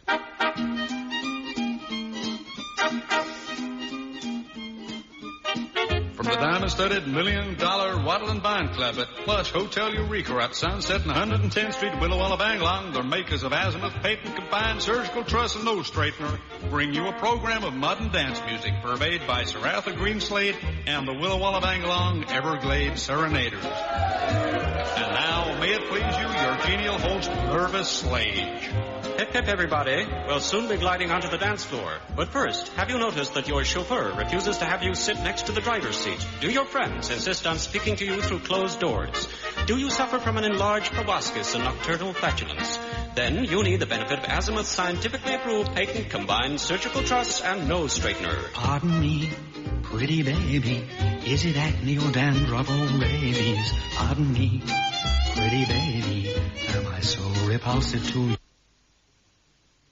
Thing I must say, is there some kind of hint in the fly spray? Is my breath like a death ray? Do I seem revolting to you? He's tried roll-ons, skin cleansers, mouthwashes and plain soap. With the fragrance of carbolic, may we still hold out some hope? There's a favor I would ask. Could you kindly dispose of that gas mask? Getting near's such a hard task when I look repellent to you.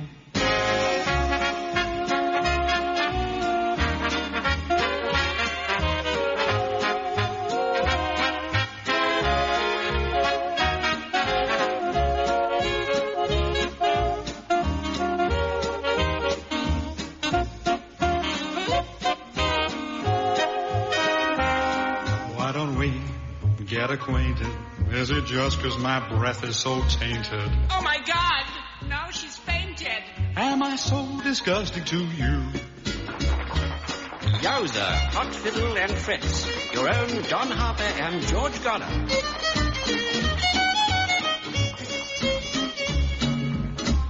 Now the torrid trumpet of bubbling Bob Barnard.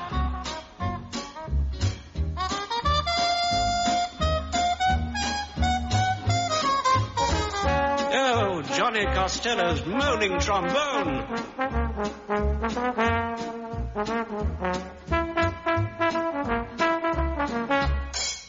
So you you see, listeners, the Azimuth Patent Combined Surgical Truss Nose Straightener and Optional Crash Helmet is an essential accessory for the man who has everything and the woman who wants more. These facts and figures show why Azimuth scientifically approved Patent Combined Surgical Truss and Nose Straightener is recommended by white-coated experts in steel frame glasses, endorsed by Sir Horace Tuckerbox and all crowned heads of Europe.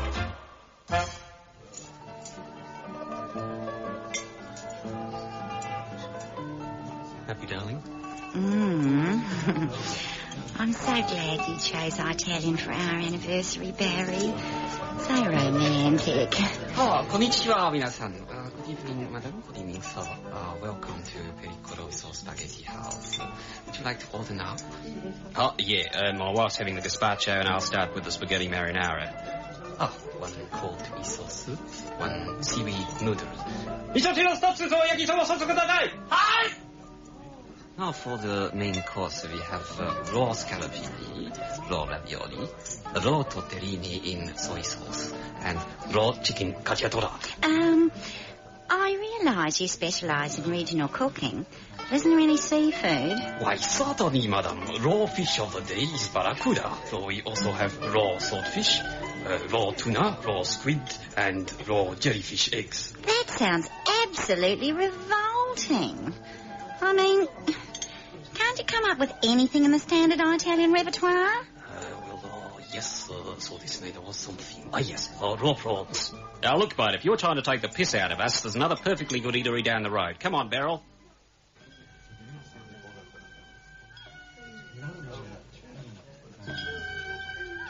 Oh, Barry. You were so clever to find this place. Japanese is so romantic. Signore, signora, buonasera. Welcome to the Tokyo Geisha restaurant. Little rice chianti as an aperitivo to start with, perhaps.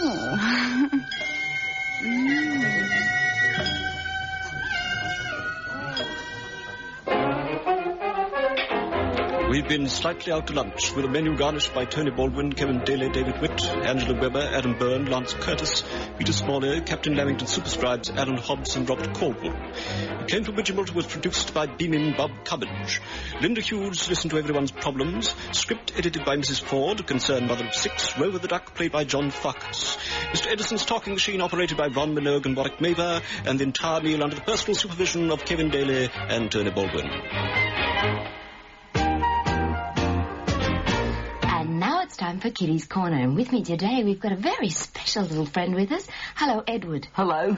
How are you? I'm very well, thank you. Hello, girls and boys, and welcome to another Silly Billy story time.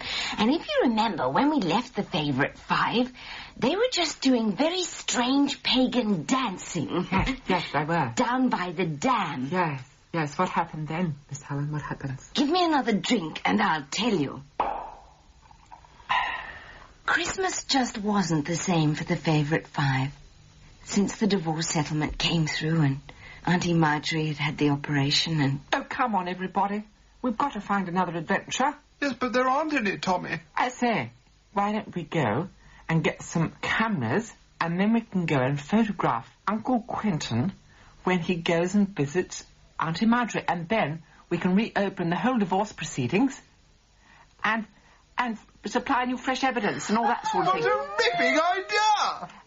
And then that'll be a scandal, won't it? And that's where we're going to have to leave Silly Billy's story time for today until Mr. Plod, the plastic surgeon, comes for his next fix.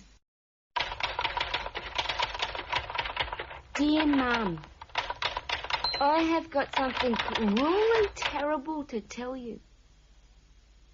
But I won't tell you right now. I'll listen to Slightly Out to Lunch. This is ABC Lonely Hearts Radio, and we'll be back in half an hour without Tony Baldwin, Kevin Daly, Peter Smalley, Bill Conn, Lance Curtis, Jane Harders, Peter Whitford, Adam Byrne, and Angela Weber. Music by Arthur Greenslade's Bondi Broadcasters, with Willie Quar and Dave Colton's Rogers of Reggae. Special guests today are Alistair Jones, Valentine Rusk, with the welcome return of Leg Break Molasses and Narcissus Montego. Meanwhile, we're slightly out to lunch.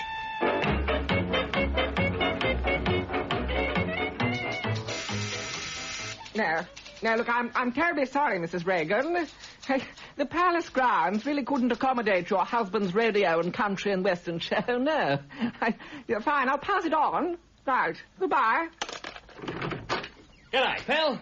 You'd be the Queen's press secretary? Lovely deal you got in. Good God! Who are you and how the devil did you get in? Well, I saw they were pretty tied up changing the guard in the front yard, so I just wandered in, you know. This is most irregular. What is your business here? I'm here on behalf of Australia. Well, just a part of it, actually. Ah, well, which state government do you represent? Not so much a state, you know Poo Wong? I don't believe so, no. Well, it's nowhere near there. I'm here on behalf of the citizens of Spargo Creek.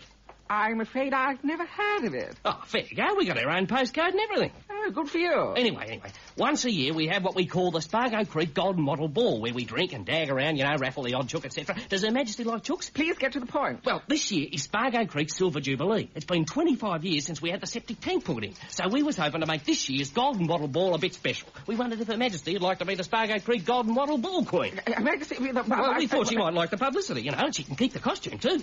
What little there is of it.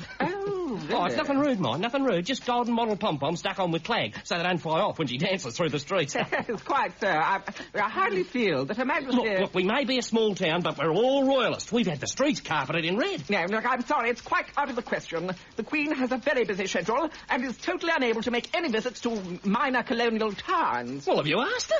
I bet she'd give her waving arm for a good boozer. Now, you'll have to leave now, sir. The footman will escort you back to the palace gates. But I've come all the way to London. Listen, can we have Princess Di jumping out of a pav? She's unavailable. What about Charles, England? Also unavailable. Then surely you can let us have the corgis jumping through flaming hoops. No. Oh, crikey, is the whole royal family unavailable? Yes. They're all booked. The annual Tittybong Tree Felling Festival. You doing anything around August? No, not really. Well, how would you like to be first prize for the Monte Carlo?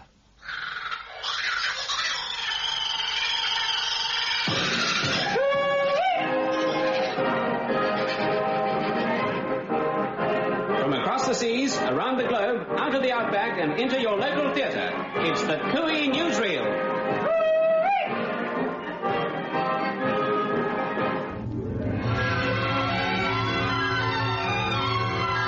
Great Barrier Reef. And from our glass-bottom boat, we gaze down in wonder on a fantastic underwater world of fabulous colours and shoals of tropical fish. But now, courtesy of the Peacock Island Holiday Hotel, here is Australia's newest and most extraordinary entertainer, underwater singer and tap dancer, Simon Spongewaite. As the angelfish dart past his nostrils, Simon gives us I Did It My Way and follows it with a dazzling tap routine in flying red flippers, then does a graceful high kick on the sandy subaqueous stage and bursts into a Michael Jackson rap dance medley. Now Simon is joined by the other half of his act, a 4-metre great white shark. The playful pointer pretends to savage Simon's legs in a spectacular cloud of red dye, but alas, our boat drifts on before we can catch the grand finale. Australia's newest showbiz sensation on the Great Barrier Reef. Rustic Willawalla Bangalong, in the heart of Australia's sun-drenched wheatbelt. And our Cooey Newsreel camera is there to capture a brand new harvesting technique on trial. A giant helicopter piloted by veteran chopper jock Denny Prangmore hovers over the sea of golden grain with a huge vacuum cleaner mounted underneath the fuselage. Denny switches on, and look, it's incredible. Modern technology demonstrates its awesome power as tons of wheat is sucked up into the gaping nozzles, filling the air with clouds of dust. But what's this? The chopper's swelling up. Its metal skin stretches like a vast balloon until it seems to fill the sky. Then, bang! Tragedy strikes as the chopper explodes in a hailing hell of grain. Bad luck, say the sons of the soil. Back to the drawing board. A noble experiment ends in tragedy at Willawalla Bangalong in Australia's rural heart. London. And a new concept in hovercraft developed in Australia is demonstrated on the grand old River Thames. It's the Kangarcraft, and instead of simply hovering, it literally bounds across the water. What a bounder, say astonished Londoners, as the graceful Kangarcraft, its long air-filled tail pounding the surface, leaps along at an amazing 80 miles an hour. Boing, boing, hold very tight please, as Australia's latest export makes a splash on London's historic Thames.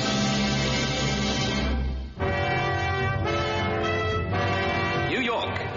And leading fashion designer Damien Loquacious, formerly of Sydney, where his flight was once delayed by smog, shows his latest collection of wooden clothes in the elegant mainline room at the glittering Cocaine Plaza Hotel. These hollow log trousers are for casual wear, and this stunning latticework dress is for the evening. A bark shawl completes this elegant ensemble of parquet skirts and matching top. Pretty model Jackie Tune carries a handy accessory, a miniature chainsaw, essential for those on-the-spot alterations. Optional pine needle underwear completes the outfit. All the clothes were made at Mr. Loquacious's new sawmill in upstate New York, and he hopes to set up a branch in Australia soon.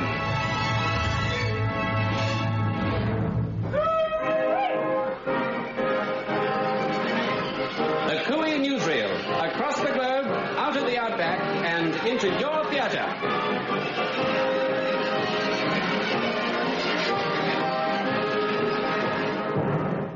Ah, yes. This is a fine wine. Mr. Bailey, Mr. Bailey. Yes, this is a truly handsome, young, virginal vintage red wine. Mr. Bailey, may I ask you? Yes, a wet, red wine, an impudent, skittish little drop, I would say. Mr. Bailey, please. Ah, yes, this comes from, let me see. The lower Barossa, I would say, about 200 to 300 yards from Mr. Pondwilly's vineyard on the lower slopes of those lush, verdant hills behind the small township of... Mr. Bailey, please. I was saying on the lower slopes of... Mr. Bailey, please. There are others waiting to take communion.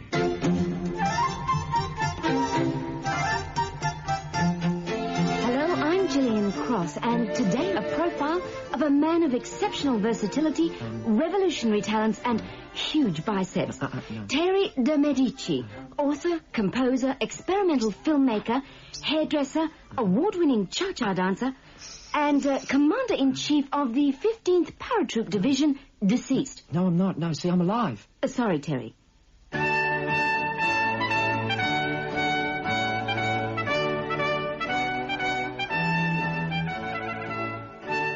Short lifetime, Terry de Medici has made more significant contributions to art, science, and humanity than you've had hot dinners.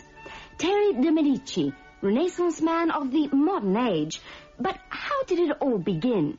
I spoke to Mrs. Nancy Gestalt, Terry's kindergarten teacher, now Joan Collins' bodyguard. I remember it was always very difficult to get him to go sloopy bobos, like. Why was that? He was always designing suspension bridges. So what did you do? I used to deck him, like this. While still at primary school, the young Terry began showing tendencies towards genius. His secondary school teacher, Ray Spadgett, recalls Terry's burgeoning talents. Yeah, well, nobody likes a smart ass, do they? Yeah, I mean, I remember one day, just after his first novel was at the Wings of Destiny was published, I was teaching... Peterson, don't do that, son. I was teaching geography class, and I caught him writing an opera, dirty little bugger. So what did you do? I jobbed him and turped the little bastard, just like this. At the age of 16, not even 6 months in traction could deter Terry from directing the musical comedy remake of 40,000 Horsemen. He did this while still on location at the intensive care unit. He also managed to write the best-selling book Recent Trends in Upholstery Maintenance and was awarded the Nobel Prize for his contributions to genetic engineering. Of course, Terry's main contribution was his brother Leonard, a generous gesture fondly remembered by Terry's mother, Vera de Medici. No, somebody had to do it. How did you really get on with Leonard? He was very hostile towards Terry. What did he do? Oh, well, he used to deck him. Oh, not that I blame him, really. Listen, come over here when I'm speaking to you, will you? Nobody likes a smart-ass. After a brief 8-year stint as a mercenary in war-torn Hobart, Terry de Medici was appointed to the much-coveted position of Thursday night and Saturday morning attendant at Darren's Drive-In Bottle Mart, and the rest, as they say, is history. Terry de Medici, a Renaissance man and contemporary genius. Who this week only has a special on fortified wines, all interstate cans and Japanese vodka. No, that's next week. Look, Terry, nobody likes a smart-ass. I'm afraid I'm going to have to deck you. Ooh!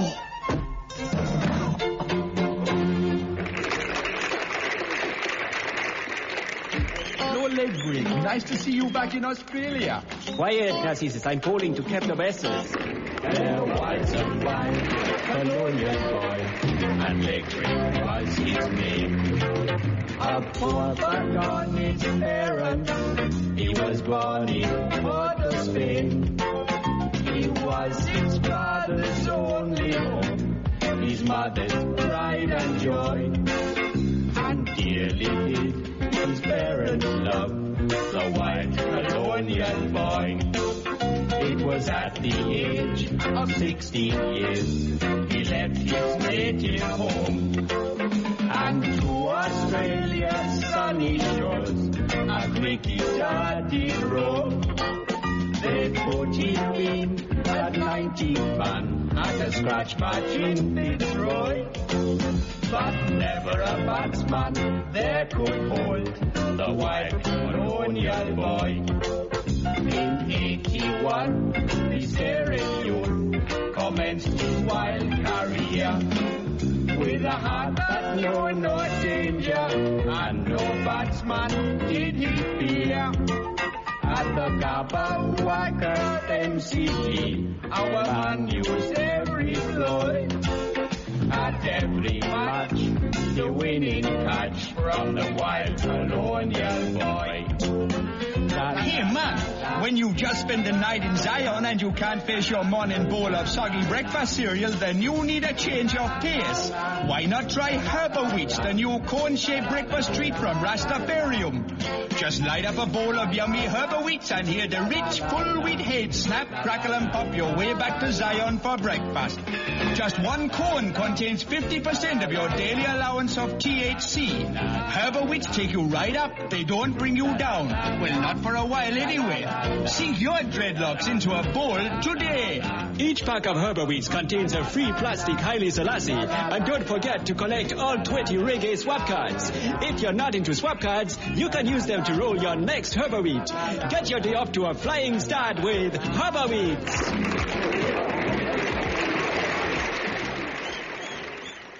Admiral, Captain Cook's back from his voyage. He'd like to speak to you. Oh, wonderful. Send him in. Admiral, I have great news. Oh, Cook, it's good to see you. How was the voyage? Sir, I have discovered Australia.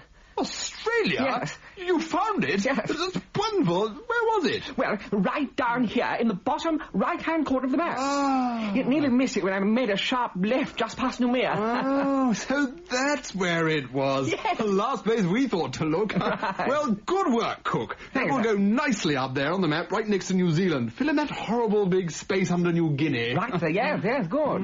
It's a lovely country too, sir. It's all neatly divided up into states by straight lines going right across the middle. Oh, wonderful. Do you find any precious metals? Coal? Valuable grazing land? No, I'm afraid not, sir, no. And I did get one of these there. What is it? It's a little plastic kangaroo holding a miniature Australian flag. There, do you see?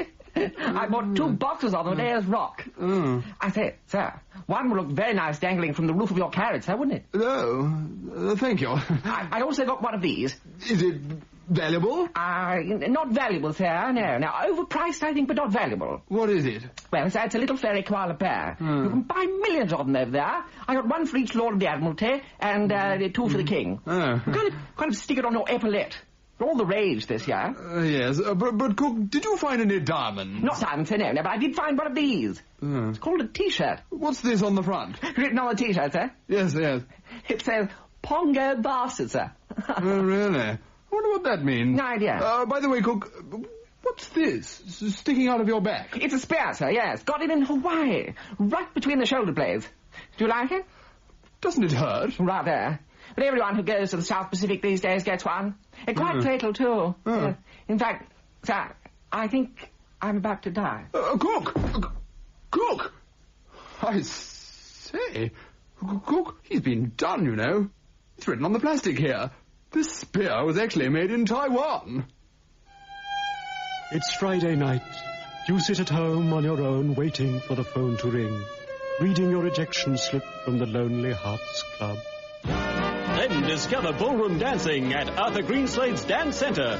Meet people with numbers on their backs. Learn to waltz and foxtrot with the rest of the in-crowd. You'll soon be able to jive along to the latest dance crazes such as the phone tap, the goanna, the kickback. Arthur will have you frogging, stomping and twisting the night away, and that's just because he keeps the toilets locked. Sign up today and your first lesson is free, though you'll have to take out a second mortgage to get the second one. Arthur Greenslade will keep you on your toes and some of your partners as well. Don't be a wallflower at home, be one at Arthur Greenslade's. And now it's time for our weekly Pets Corner with our regular veterinary consultant, Bruce Losis. Welcome, Bruce. Hello, it's nice to be with you again, and as usual I'm speaking to you from my busy surgery here at the clinic in Drainage Hills. And this week's letter comes from Jeffrey Carpet of Rancid Lake. They had a bit of trouble with the acid pollution from the soft drink factory out there, as I recall, Jeffrey, and you write, Dear Bruce, I am interested in insects, but not in animals. I would like to know if I could keep white ants as pets. I had a small crocodile, but he bit me, so I flushed him down the lav. Dear me, Jeffrey, did you really? That wasn't very kind to the poor little reptile, was it? I'll come back to that, but you asked me about white ants, and basically, as a vet, I can't help you here. The person you want is an entomologist, Jeffrey, an insect scientist. I should mention that most entomologists are pretty unstable people, horribly thin with dreadful thick spectacles and waxed in their ears, and they tend to jerk violently at unpredictable moments, and a lot of them go mad, Jeffrey, or commit suicide, a bit like dentists. So why not forget all about white ants and get a proper pet, but obviously not a crocodile. Incidentally, I think you only flushed your crocodile down the toilet because you'd seen your mum do this with the things she finds hidden under your dad's pillow. Perfumed hankies and stockings and various items of ladies' underwear, which, for quite understandable reasons, she wishes to dispose of. She never says anything to your dad about them, does she, Jeffrey? Just looks rather cross all the time. But a crocodile isn't the same as a hanky or a pair of knickers. A crocodile is a living creature, and you were wrong to get rid of him like that, even if he did bite you. So I suggest your next pet should be one that won't bite you and won't fit down the toilet, and I would suggest a Tasmanian, Jeffrey. Years of inbreeding have made them a docile, simple-minded species, and all they want to bite into is apples.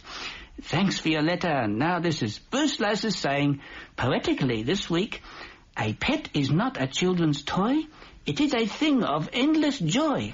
A pet is something we have for life, like a good motor car or a wife. I lust after your wombat. See the weekend. Hi-ho, everybody! Joyful dance.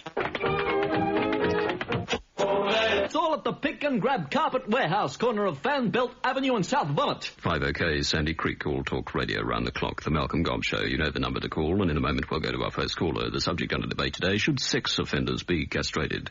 It's been suggested that drug pushers should be strapped onto railway lines. Do you think that's a good idea? And what about the do-gooders in society? Should they be fed to the sharks? Well, those are some of the items we'll be considering on the programme today. And now we go to our first caller. It's Barry. Hello, Barry. Hello, Malcolm. Am I on, Malcolm? You are, Barry. Can I say, first of all, that I really like your show. A very good point there, Steve, but you see the problem remains, Chris, of how we tackle what appears to be this decline in moral standards we see everywhere. But this is something you'll have to judge for yourself. Next call. Malcolm, I wanted to pick up on something Absolutely. you were saying. I think it's important that we all listen to the points made in a spirit of maturity and responsibility, and it's what we're here for on All Talk Radio 5 OK. Well, we've run right out of time again.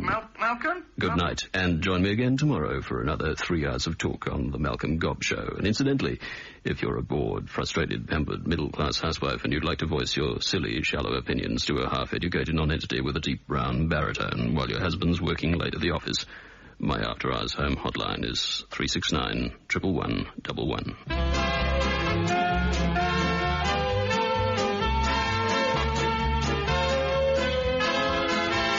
We present great moments from the cutting room floor. And this week, the classic Western, High Noon. I want to see the marshal. Do you have an appointment, sir? Look, my name's Black Bart, and this town ain't big enough for the two of us. Where is he? I'm sorry, Mr. Bork, but I'm afraid he's busy at the moment. I want to see him out in the street at high noon. High noon. Let's see, 12 o'clock. Now, I'm afraid he has a lunchtime appointment with Wyoming Bill at that time. I could fit you in around 3:45. Is that okay? 3:45? You have to be quick, though. He has another appointment at 4 o'clock. A shootout with the hole-in-the-wall gang. Look, he ain't seeing anybody after he's seen Black Bart. I see. Well, in that case, how about 5:15? Look, I'm Black Bart. Do you read me? I'm the fastest gun in the West. Look, the marshal's been seeing fastest guns in the West all day today. He couldn't possibly fit another one in until 5:15. Okay. Make it tomorrow. High noon. I'm sorry, that's impossible. He's tied up all day tomorrow. The Apaches are down for a warpath. What about the day after that? No, sorry. He's got a shootout at the OK Corral. He couldn't cancel. He's put him out twice already. What about Friday, then? No, that's impossible. Why, Indians again? No. Bandits? No. Stagecoach holdup? No. Well, then why can't he make it Friday? He's playing golf.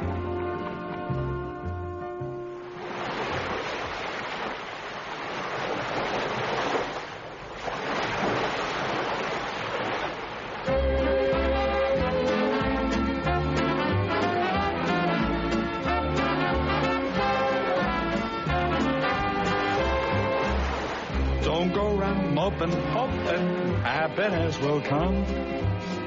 That's not the way. It doesn't pay. If you want happiness, just help yourself to some. Why don't you try to ride surf the way I do? Let the whole world sigh or cry. I'll be high, I'll be dry, up on top of a surfboard, blowing the tubes away. I don't care what's down below. Sharks may come, rips may go. I'll be up on a surfboard, blowing the tubes away. I've learned life's lesson. Surfers who win are those who can take you right on the shin and grin. And so I shout to everyone, find your place in the sun, up on top of a surfboard, blowing the tubes away.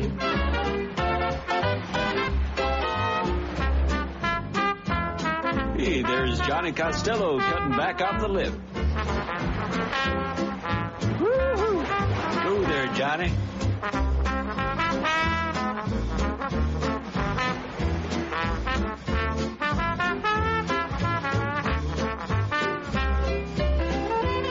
Hey, let's go with Dick Lowe's suntan on Arthur Greenslade's Lilo.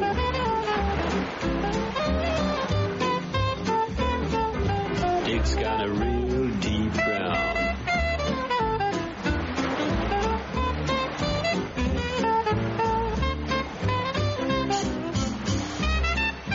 Oh there, Bob Bernard swept out to sea on a riff.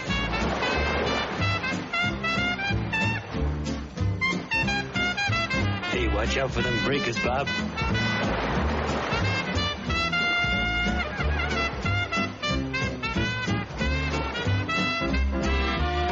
I've learned life's lesson. Surfers who win are those who can take it right on the shin and grin. And so I shout to everyone, find your place in the sun, up on top of a surfboard, blowing the tubes away, blowing the tubes away.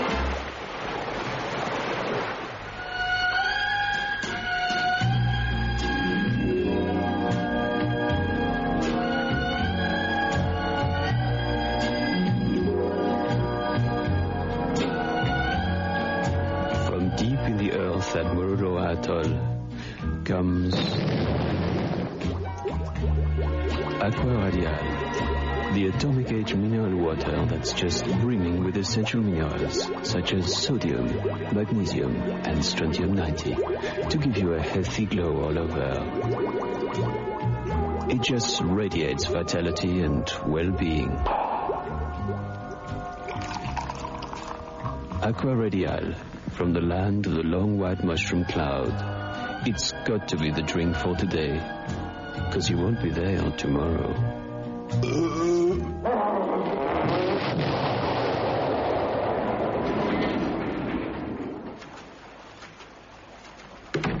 Come in. Now then, Zob, isn't it? Yes, my way. Zob is my name. Ich bin Zob. Lom Kisabel Zob, c'est moi. Or, as they say in Japan, Zob Dagazames. Right. Now then, let's not beat around the bush. Zob, you've been with the company as a river cruise operator now for 5 years. Yes, sir. That old man Lima, he keeps on going. Thank you, Zob. Quite all right, sir. Now then, I want to be brutally frank with you, Zob. You're an ant. Yes, sir. Or, as we used to say back in the nest, nee. All right, Zob. I want to make this point clear. We have been quite satisfied with your navigation. Oh, thank you, sir. That old man River. Thank you, Zob. Right, sir. However, I must be candid with you. We have had complaints about you from our customers. It's because I'm black, sir, isn't it? No. If I was a red ant, no one would have complained. No, Zob. I'm afraid the complaints are a little more comprehensive than just your colour. You see, some people have been less than happy about going on a river cruise with an ant. But why, sir? Pourquoi? Versislos? Pourquoi tout le monde se fout de ma gueule? N'osez beaucoup d'asky janaka? Perché me odia? Zob, why are you talking like that? In French, German, Japanese and Italian, I mean. Well, just because I'm a worker ant doesn't mean I'm not educated, sir. Zob, look, I'm afraid a lot of our customers are becoming very unnerved when they see you getting on the boat with your skipper's hat on. That's discrimination, sir. Look, for a start, how do you steer the boat? I may be small, but I'm very strong. Look, I'm sorry, Zob, but I'm afraid I'm going to have to fire you. Fire me? You can't do that. I'll complain. I'll go to the union. I'll report to the Maritime Services Board. I'll go to the Ombudsman. I'll write to my MP. I'll get the RSPCA onto you, and if that doesn't work, I'll get me mates round and we'll eat your desk. I'm sorry you feel that way, Zob. Oh, you dinkum, sir? Absolutely, Zob. And I deeply regret my own rather hasty decision to let you go. Oh, well, I felt sure you'd begin to see it my way, sir. Indeed. But you see... Yes, sir? In business, alas, you have to be prepared to tread on a few people. We've been slightly out to lunch with a script by Tony Baldwin, Kevin Daly, Colin Bowles, Angela Webber, Adam Byrne, Lance Curtis, Sue Guy, George Faithful, Peter Smalley and Jim Overton. GUI consultant was Robert Parker, production assistant Linda Hughes, script editor Julianne Ford, sound effects John Farkas. Technical production was by Warwick Mather, and the program was produced by Kevin Daly and Tony Baldwin.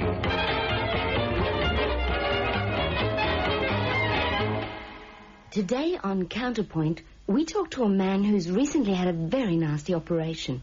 I'm the doctor who performed the operation. And when he was under, he was sort of... weren't you? Yeah, I felt that. Yes. But it was a fairly routine operation. Was it? As far as we were concerned, yes. It was... It's very big for me. Yes. It was basically a hair transplant operation. The hairs on your nose had fallen out, and you wanted us to transplant your eyelashes into your nose. Yeah. That was fairly straightforward, but of course the anaesthetic had a tremendous effect. And how much was the bill? It's a fortune. Who are you? That's a very personal question, and one I'll answer at a later date. Thursday? My place? Fine.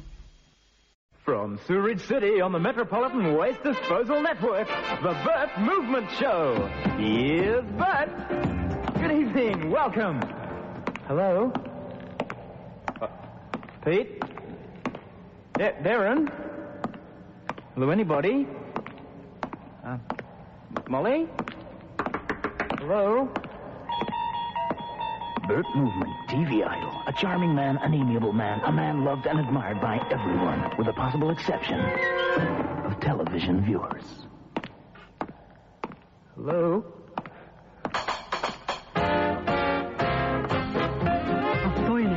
Γάλα του Βούρικο Ράδιο ABC και χάσελούμε αύριο με την Τάνη Baldwin, Kevin Daly, Peter Smalley, Peter Whitford, Diane Smith, Bruce Spence, Bill Conn, Adam Bond, Lance Curtis, Jane Hudson, Sylvia Kahlo.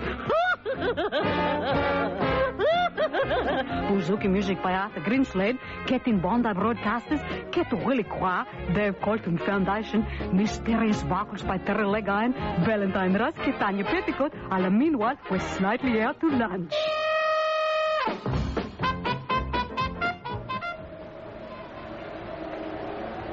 Apple, babble, boil and trouble, cause trifecta and daily double.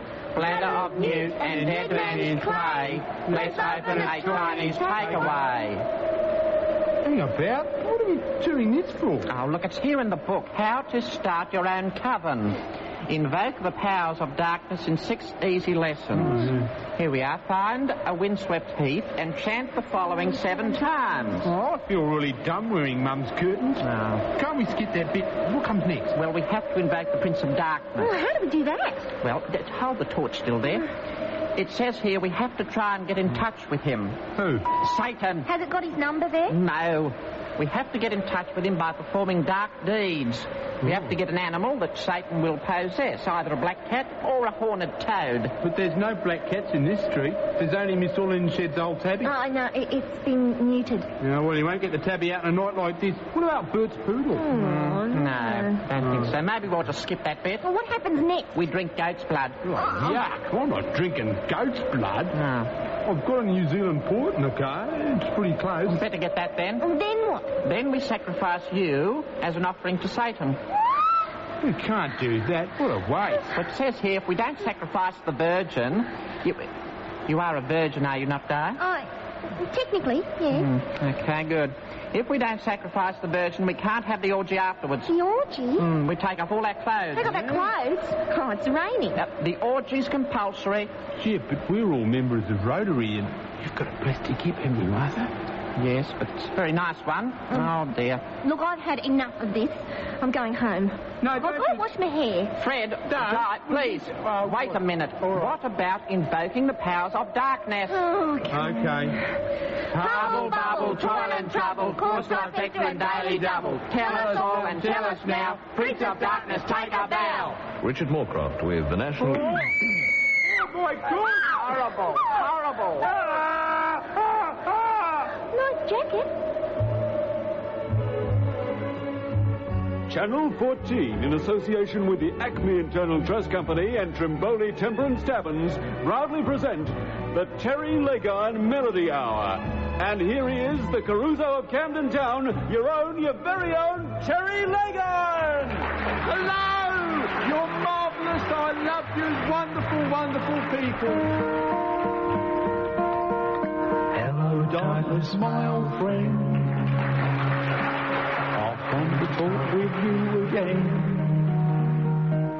Because the vision softly creeping. What? What's Maria Callas doing Τι here? έπαθες βρε, πώς σε λένε? You told me you were getting Nolene Brown. Πού είναι το κεφάλι σου? Yeah, I know.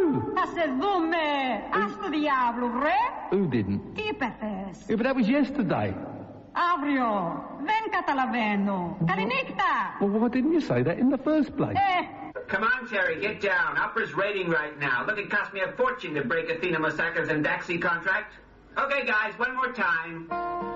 In restless dreams I walked alone. Terrific. Get the hang gliders. Narrow streets of cobblestone. Camera 2, pan down to Terry's wooden leg. Neath the halo of a street lamp. Hi, big boy. I turned my collar to the cold and damp. When my eyes were stabbed by the flash of a neon light, split the night and touch the sound of silence. Not that silent, Terry. Terry! Oh, Christ. Somebody wake him up. With building... And if you cut down on the watering from now until the plant flowers, this will force more resin into the flowering part so that by March you should be able to harvest a good 50 or 60 joints from it. Oh, okay. Thank you very much, man. My pleasure. We've got time for just one more caller on gardening talkback. One more caller on any gardening topic. Hello, you're on the air. Hello? Is that you, Brian? Yes, it is. Go ahead, please. Thank you, Brian. I'm hoping you can help me with a bit of trouble I'm having with a tree. Yes, and what sort of tree is it? A gum tree or a fruit tree or something? No, a family tree. Ah. And what seems to be the problem? Well, I'm having trouble with one of the branches. My cousin Emma's family, actually. I think they've gone rotten. You sure? Oh, yes. You only have to look at them. Stunted growth, off colour, leaning to the left in a most disturbing manner. And you're afraid the branch will infect the rest of the tree? Yes. Have you tried pruning it? Yes, I took the secateurs details to Cousin Betty, but she was too quick for me. Now, sounds like you need a strong fungicide, then. No, they caught me slipping that into their coffee. Well, I'm afraid the only answer, then, is you'll have to cut the branch off altogether. How do we do that? Just call up a family tree surgeon. They're in the book. And he'll cut it off for you. Isn't it messy? Oh, no. He simply surgically removes the offending limb from any family gathering, social functions, wills, and the like. And for a small extra fee, he can graft it onto another family tree altogether. And that's all there is to it? Oh, yes. Quite painless. Oh, well, that's marvellous. Thank you so much, Brian. You've saved us a lot of bother. Hey, Harry, you can put it away. We don't need the chainsaw after all. Thank you. Thank you very much, ladies and gentlemen. Thank you. You've been a wonderful audience. Thank you, thank you, thank you. Oh, what a crowd. Tough, were they? Tough. They were worse than a bunch of Philistines on a slow Sabbath. Did my best act, too. The creation of heaven and earth. You should have seen it. In the beginning, the earth was without form and void, and the Spirit of God moved over the face of the waters. Great stuff. None of you pulling a rabbit out of a hat. And how did it go? Awful. Not a murmur. I mean, Monday night's always a bit slow, but at least when I get to the creation of night and day, you know, let there be light, and there is light. That wakes them up a bit. And the special effects generally get a good hand, you bet. Not tonight. Oh, why not? I don't know. I tried everything. Creating land, creating sea, letting the earth bring forth swarms of living creatures, making man in my own image. That usually gets a laugh. But I didn't get so much as a chuckle tonight. I even performed the whole act of creation in one show, instead of spreading it over 6 like I usually do. But nothing seemed to impress them. Well, it's your modern audiences, isn't it, eh? Overstimulated. It takes more and more to impress them. Personally, I blame Steven Spielberg. Maybe. So what are you going to do, then? The usual act, a bit of leading them into temptation, a few flashy diseases, and then once around the dance floor with the 7 deadly sins? Nah, not with this crowd. They'd laugh me off the stage. Nah, I'm going to have to go for the big one tonight. Yeah? What's that? Armageddon. It'll slay 'em. Hey, kids, it's you little snots over here. Arrogance of Paris, Toy Division presents Muroa Megaton Man. Your neighbor's backyard will never be the same. Wind Muroa Megaton Man up, and in no time at all, they'll have a real backyard Barbie, no? Megaton Man is a blast.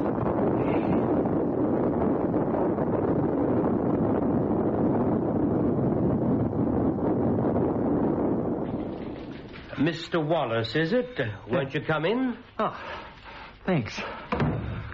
There's no problem with my benefits, is there? I have been looking for work. Just this week I've been for interviews at United Flange and Sprocket, the Wizzo Novelty Plumbing Company, Wilson Ward and Wobbett of West... No. We appreciate the efforts you've been making, and we may have some good news for you. We may have found you a job. Oh, great. It's only temporary at the moment, but it could develop into something long-term if you apply yourself. Oh, that's fine by me. I'll take anything. What is it, factory work, sales? It's working at the zoo. You do like animals, don't you? I love them. I once had a pet snake named Norris. Until he ran away from home. Slithered, actually. Oh, good. But you'll be working with the monkeys. Cleaning out cages? I don't mind. No. You'll be with the monkeys. You see, they were expecting a greater crested Burmese macaque from San Diego Zoo, but they think it caught the wrong plane at Honolulu, so they'll need a stand-in. You mean they want me to dress up in a monkey suit? Oh, they'll provide the suit, but you may have to paint your bum purple. What kind of job is that? Well, the pay is quite reasonable. Accommodation is free. Your food's thrown in constantly. This is unbelievable. Just because I'm unemployed, people seem to think they can treat me like an animal. As if the humiliation of living on the dole isn't enough.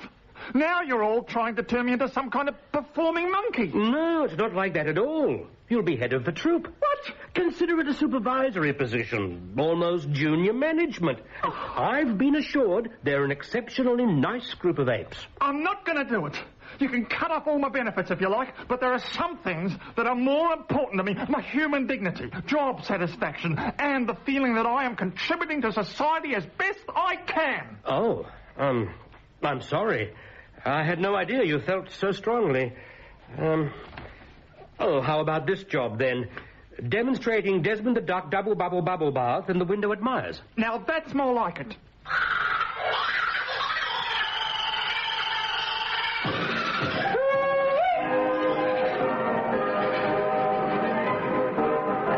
From across the seas, around the globe, out of the outback, and into your local theatre, it's the Cooey Newsreel.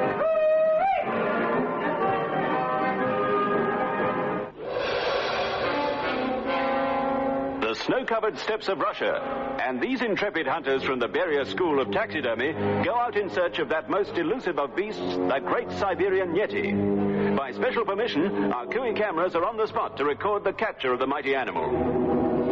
And there it is, shuffling out of a snowdrift, a vast creature covered in fur with the texture of badly cut serge, its mouth hidden by a huge walrus moustache.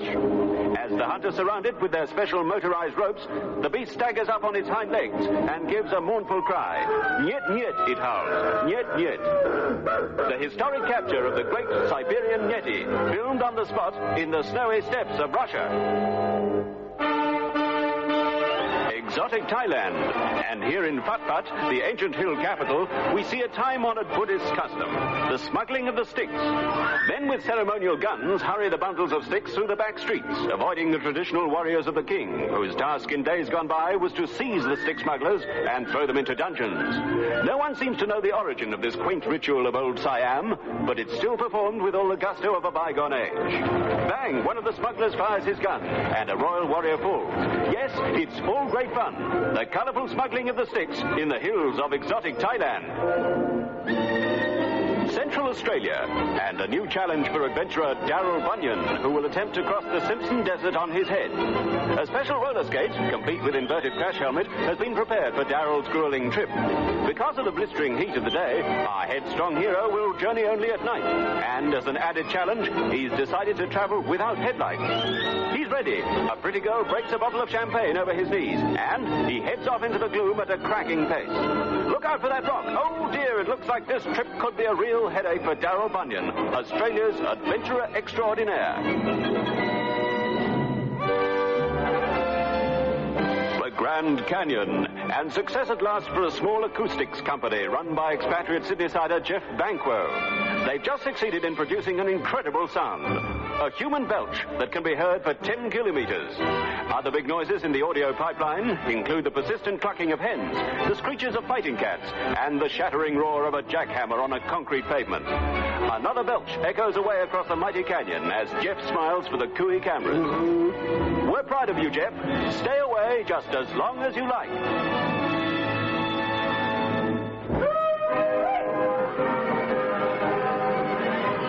The Cooey Newsreel, across the globe, out of the outback, and into your theatre.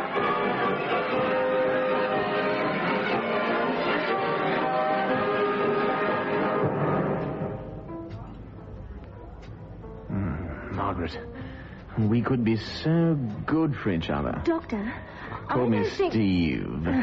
Steve, I don't Margaret, think... we could paint this town red. We could have... Excuse me, sir. What? Is it, waiter? You're wanted urgently on the phone. Tell them I'll call them back.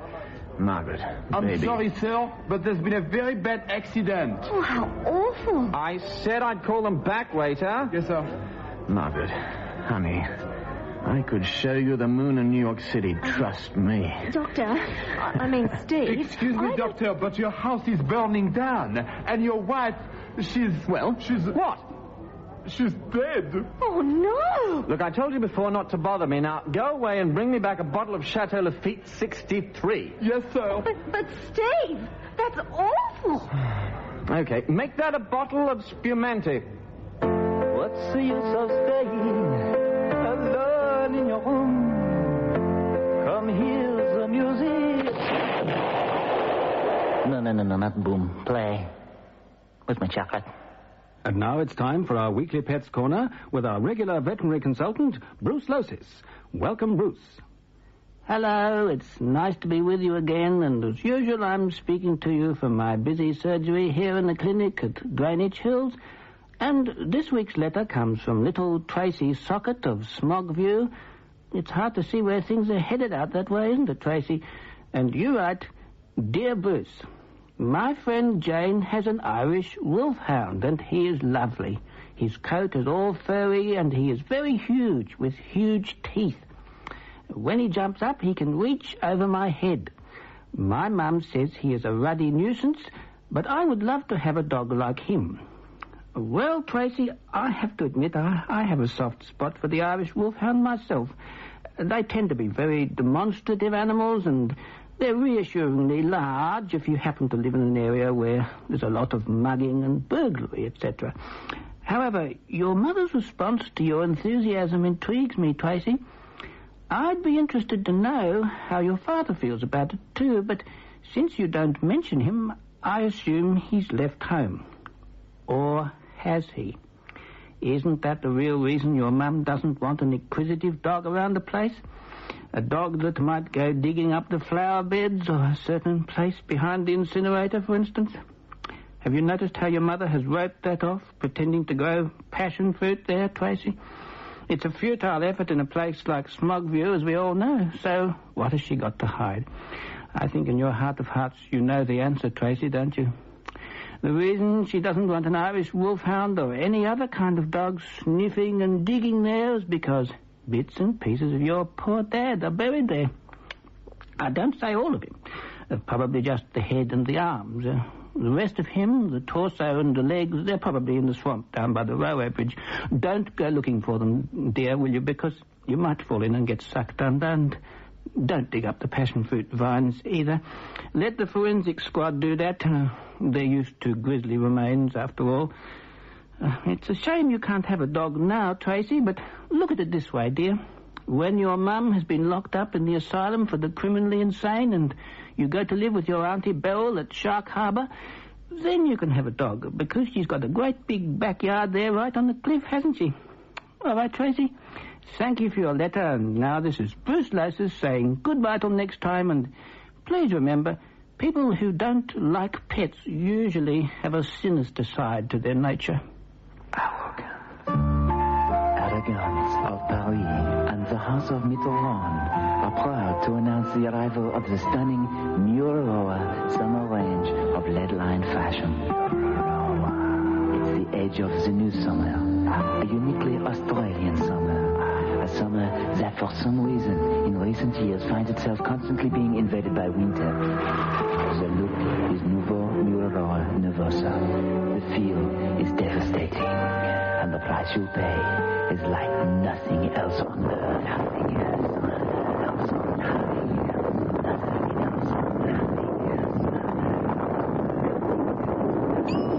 Good morning. How can Slap and Tickle Insurance Brokers help you? My TV doesn't work. Ah, yes? And I'd like to claim on it. Ah, just because your television doesn't work, Mr. Goodbody, doesn't mean you can claim on it. Yeah, well, you see, it was the burglars. The burglars? Yeah, I reckon they came in, watched the late movie, and this ruined the picture. They came in to watch a movie, but surely burglars steal televisions, not stay up and watch them. Yeah, but you see, the TV was still there in the morning. That's what made me think they sat in front of the film instead. So I take it that you heard these burglars? No. Then how do you know there were any burglars at all? Oh, well, I don't really know, but see, there was a Jimmy Cagney film on, and I put two and two together, and we'll... I'm afraid, Mr. Goodbody, that your story sounds a bit suspect and thus invalidates your claim. No, wait on. Come to think of it, what could have caused the problem with the telly was that flaming comet. Pardon? Halley's Comet. Yeah, that's the problem. It's got to be it. You see, back in 1910, my grandfather had this terrific problem getting his greyhound to sleep in the laundry, and we all reckon it was because it was the year of the comet, and it seems to follow that our TV doesn't work for exactly the same reason. Yes. Look, I'm afraid that load of old bull won't help you either, Mr. Goodbody. Actually, to be honest with you, it was last night's earthquake what caused the damage. Please, I have other people waiting. It's true, I swear. Mr. Goodbody, the earthquake you are referring to occurred in Tokyo. So? This is Perth, Mr. Goodbody. Oh. Come to think of it, do you remember World War One? Sarajevo, 1914. Sorry, Mr. Goodbody. Yesterday it was the Taiping Rebellion, the day before the Norman invasion of England, and, well, I'm afraid that once again I cannot give you your claim. Same time tomorrow, then? Oh, I suppose so. While you're here, you might as well take this box of claim forms. Oh, Thanks, Irving. Bye. Okay, bye, Robbie.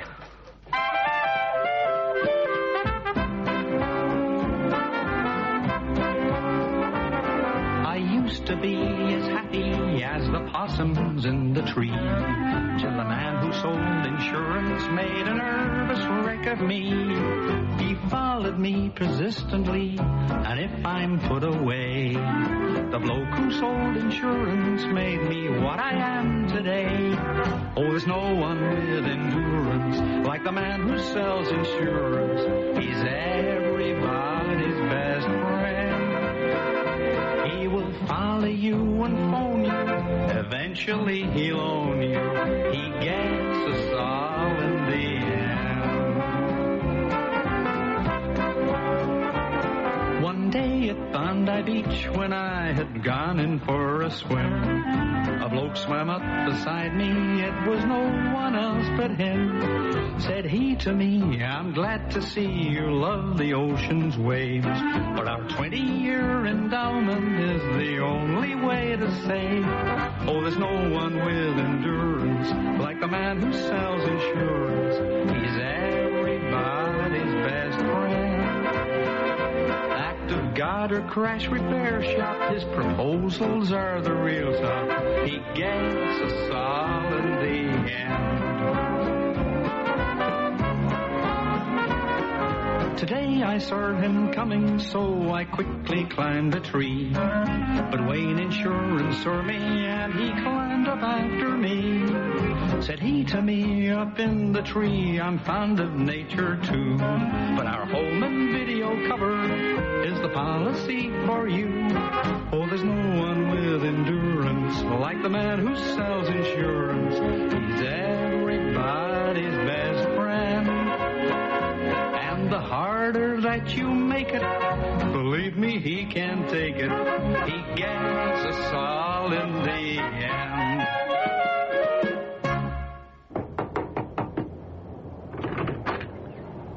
Goldschrottler, please sit down. Oh, thank you, sir. Now then, the board and I just wanted to have an informal chat with you about last night's news broadcast. I see from your file you've been a newsreader with this station now for 15 years. That's right, sir, yes. Very impressive. Now then, last night you began the news with a story about 2 Albanian armored camel divisions landing in the Gulf of Carpentaria and annexing Inaminka. Yes, sir. That was a complete fiction, wasn't it, Goldschrottler? Yes, it was. I see. What about the destruction of Switzerland by a massive tidal wave? Untrue, sir. I thought so.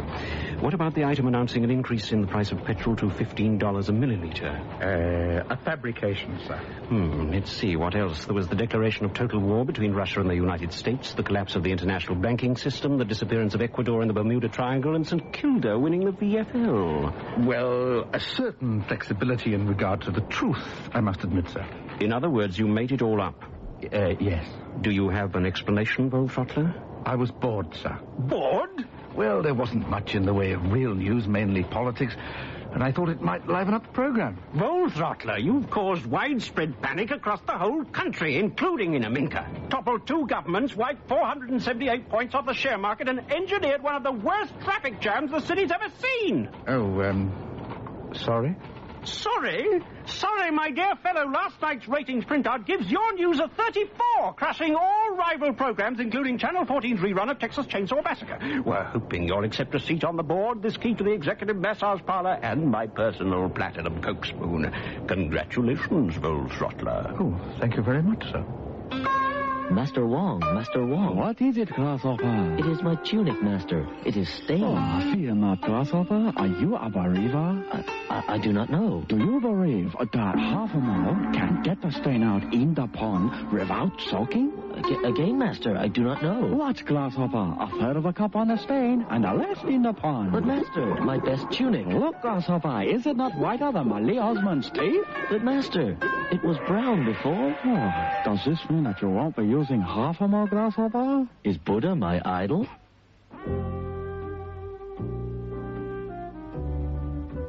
Yes, darling. See you at 7. Ask her if she's got a friend for me. Bye-bye, darling. Ask her if she's got a friend. Bye.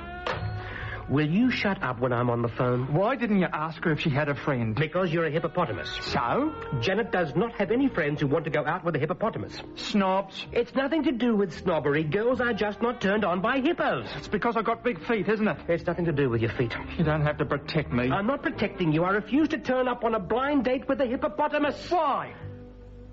Because you look ridiculous in those designer jeans. Which ones? The blue ones with the canvas belt. I'll get rid of them. It's not just the designer jeans. It's the sunglasses as well. The hot pink ones with the white stripes. I'll throw them out right now. And the gold identity bracelet? I'll never wear it again. Can I come? No, it's no good. Won't work. I'm sorry. Where are you going? I promised to meet Janet at 7.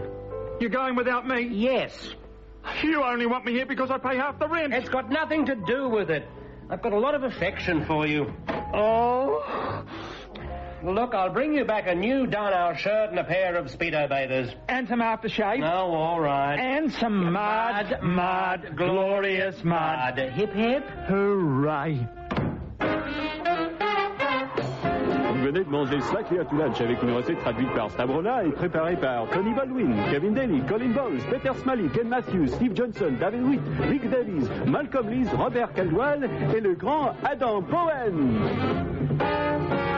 Hors d'œuvre musicale, Arthur Greenslade. Coproduction couille, Robert Parker. Menu rédigé par Julianne Ford. À la cuisine, Linda Hughes et Sylvia Keller.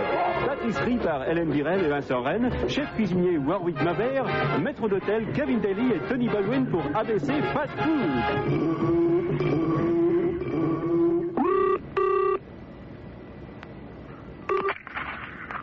Thank you for calling. The office is unattended at the moment, but if you would like to leave a message, please proceed to the War Memorial and walk 35 paces north. There you will see a man wearing a trench coat and a wide-brimmed fedora hiding behind the third tree on the left. Ignore him and proceed on foot to the Opera House and walk up 39 steps. On the wall on your left, there is a small crack between the third and fourth bricks on the second row. Place your message there, and we will get back to you as soon as possible. Thank you for calling ASIO. Hey, Roderick, why are we tapping our own answer phone service? You never know, mate. It could be bugged. The funny thing about Irish is you put it backwards. Paid Mille Fortune, as Radio Television Australia. I will be back in the twinkling of an eye with Tony Fitzbaldwin, Kevin O'Donnell, Paderney Smalley, Paderney Whitford, Lance Fitzcurtis, Siobhan O'Hayden, Vic McDavies, Malcolm Fitzlees, Jill Mackay and Diana Smith. To Arthur Greenslade and the Bondi broadcasters are Aleha Sierra. On Shocking Show, to Cayley Music as on Jimmy Gland Pipe Band, and when they made them, they threw away the mould. But meanwhile, we're slightly out to lunch. Sláinte bheith. Okay, mate, pull over. Yes, officer, what is it? Karma Squad. I'm Sergeant Siddhartha. This is Constable Bodhisattva. We've reason to believe you're driving under the influence of bad vibes. No, honestly, officer, I haven't been uncool all day. Breathe into this mantra, please, sir. No, you're groovy. Okay, so where's the celestial fire? Beg your pardon? Where were you tearing off to in such a hurry? Oh, I'm on my way to Nirvana. Yeah, aren't we all? This your karma? Yeah, of course. Well, you'll never reach loss of selfhood and absorption to the world's soul in this, mate. Why not? Well, look at it. Your perceptions are faulty, your consciousness has got a whopping dent in it, the chassis is just about eaten through by lust, and your windscreen wipers don't work. Is that serious? Serious? A karma like this can get you 15 years as a gnat. And you wouldn't want to be reincarnated as a gnat now, would you, son? No, of course not. No, we'll get it fixed then. Yeah, I will. And then can I go to Nirvana? Well, not this way, I'm afraid. You've got the wrong dharma. Now, to get to eternal bliss and enlightenment from here, mate, you've got to take the pathway of duty according to your class, then go left along the route of material gain, take the first turn off to love and the aesthetic enjoyment of life on your right, and it's straight in front of you. You can't miss it. It says Nirvana in big flashing neon. Oh, thanks a lot, officer. I really appreciate this. That's all right, son. We get a lot of Presbyterians along here.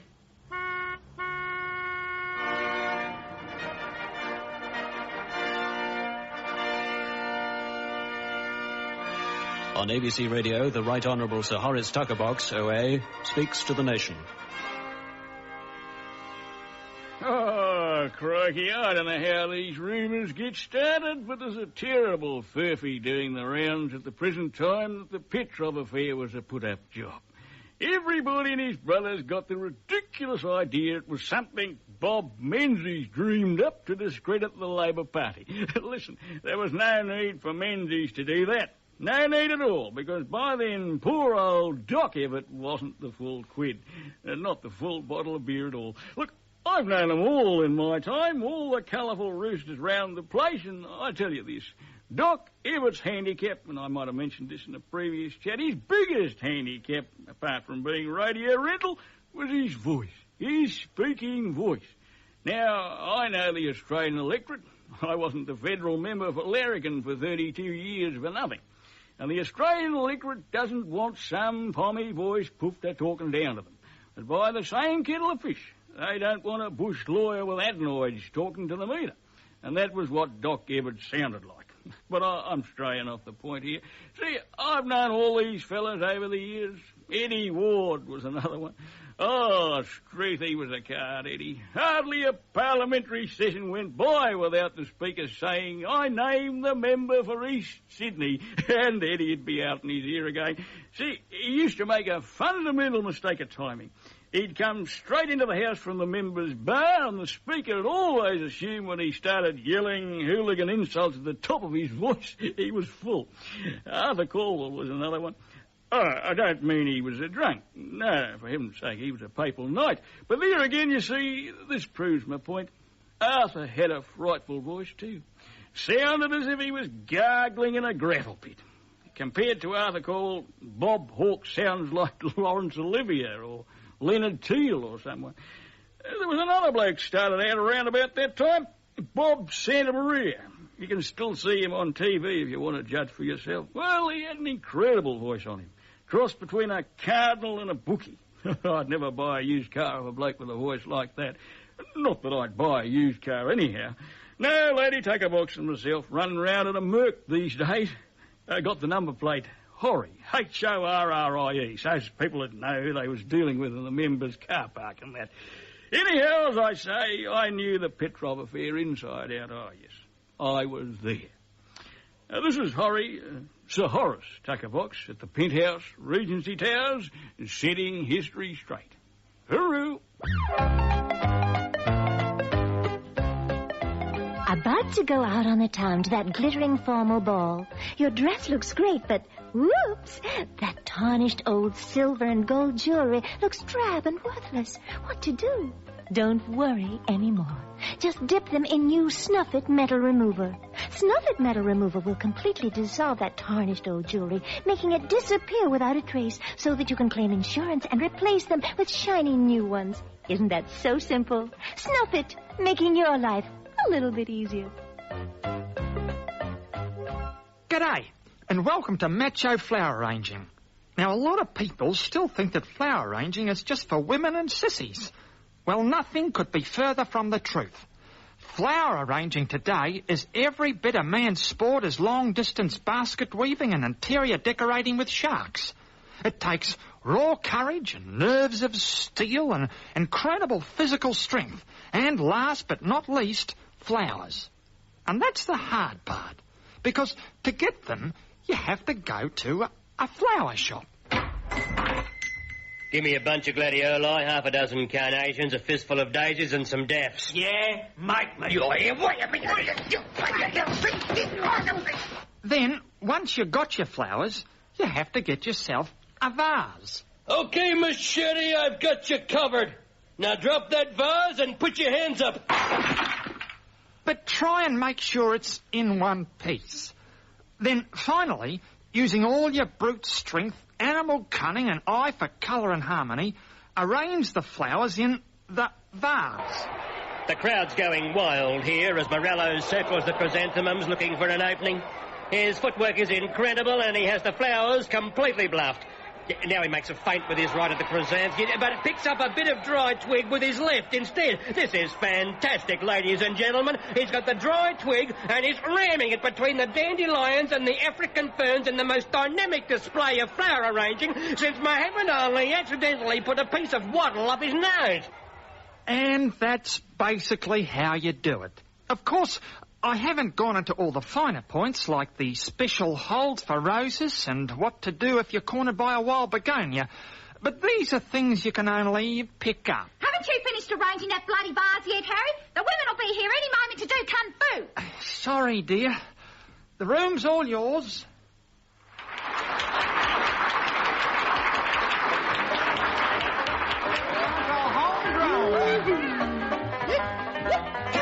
Homegrown, I gave you all the best years of my life. I raised you all from tiny seeds and you landed me in strife. Lucrative career, singing country with my band. Goes flying out the door for a few million dope clowns. But you're always for home use only. You're always for home use only. I swear it's true, I wouldn't lie. We'd smoke at least my wife and I. Almost a kilo in one cone and that's 200 cones a night. I swear it's true, I wouldn't lie. Look at the bags under my eyes. This is just shameful persecution and I know my rights. It was always for home use only. It was always for home use only. It was always for home use only. That's true, it's always. I swear it's true. Home use only. Homegrown, I gave you all the best years of my life. I raised you all from tiny seeds and you landed me in strife. A lucrative career, singing country with my band. Goes flying out the door for a few million dope clowns. But you're always for home use only. You're always for home use only. It's true, I wouldn't lie. We'd smoke at least my wife and I. Almost a kilo in one cone and that's 200 cones a night. Well, it's true, I wouldn't lie. Look at the bags under my eyes. This is just shameful persecution and I know my rights. You're always for home use only. You're always for home use only. You're always for home use only. You're always for home use only. You're always for home use only.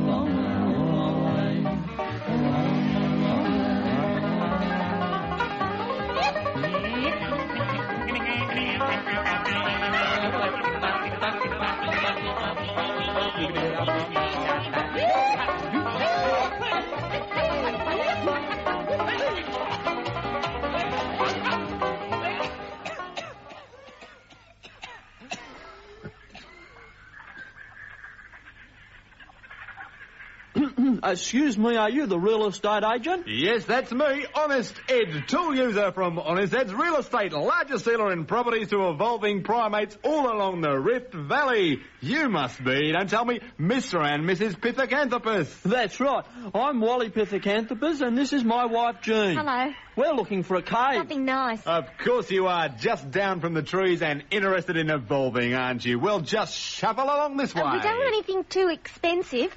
This is our first cave. I'm sure this little bargain will be well within your means. And notice this attractive rock platform out the front. Perfect for entertaining and for chipping those flints. By the way, Wally, what do you do? Oh, I collect nuts and berries at the moment, but I'm thinking of moving into hunting. Good idea. It's the coming thing. Now, you'll notice some handy bison in the distance, and this whole area is zoned for savanna when the Ice Age advances. What about shopping? No problem, Mrs. P. There's a waterhole at the bottom of the path, and the local salt lick is just 5 minutes away. Oh. Now, let's have a look inside, shall we? Mind your sloping foreheads.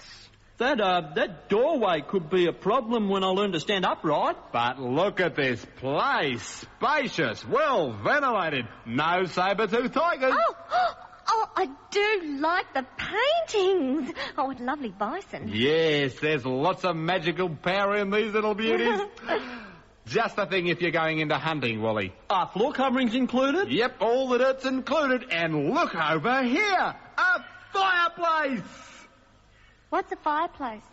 I'm not sure, but I'm certain you'll find a use for it someday. Well, I'm sold. What about you, dear? I think it's lovely. All this can be yours for only 12 obsidian hand axes. Very reasonable. Just chip your stick figure onto this contract and it's yours. Beauty, and I hope you enjoy your new cave. Thank you, Ed. Well, darling, what is for dinner? What about him? Oh, yeah. No! Master Wong, Master Wong. Oh, what is it, Grasshopper? I am troubled, Master Wong. What troubles you, Grasshopper? It is the chalk and the liquid.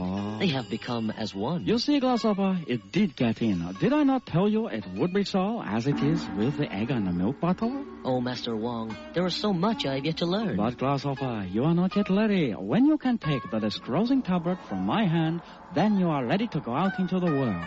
But remember your traveler's checks. Don't reach the temple without them. Scalpel. Swab. Blunt-nosed clamp. Oh, stop calling me names. You are a suture on my creativity. Do you know that? A pair of forceps on my manhood. I'm not going to let you cut the roast with a scalpel, and that's final. But I have to practice my surgery. Keep the old hand steady. Oh, you're obsessed with surgery. We never go out, we've got no friends anymore, and you're ignoring your own family. Look at him, poor little Freddie's asthma. It just gets worse and worse. Listen to it. Go on, darling, go outside and get some fresh air. Son, while you're at it, you can do a biopsy on the cat. There's a good boy. Oh, Harold. What? Here I am, trying to create a normal family environment. What are you doing? You're not helping, dear. Aren't I? Demanding x-rays and pathology reports on every meal. And half the dogs in the street only have one kidney left. Really, dear? But it's important research. It could save lives if I just solved the problem of rejection. Rejection? What about my problem of rejection? We never talk anymore. I'm always sweeping up spleens and gallbladders, and our sex life is ridiculous. That hard table, those arc lights, and all those people in white gowns standing around. Yes, but it makes me feel more comfortable. That's because you're obsessed with surgery, dear. Yes, maybe I am obsessed. But do you want to know why? Because surgery is about helping people, saving lives, curing illnesses, easing pain. Oh, I know that. Being a surgeon is more than just a job. It's a calling, a sacred trust. And it's been good to us.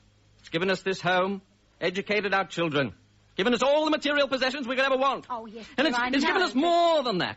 The respect of our fellow man, the knowledge that people will walk down the street, point at this house and say, a surgeon lives there. But, Harold, dear, I'm the surgeon. Yes.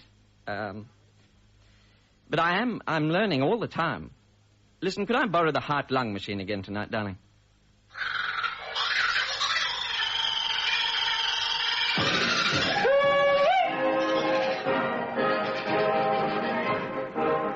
From across the seas, around the globe, out of the outback, and into your local theatre, it's the Cooey Newsreel.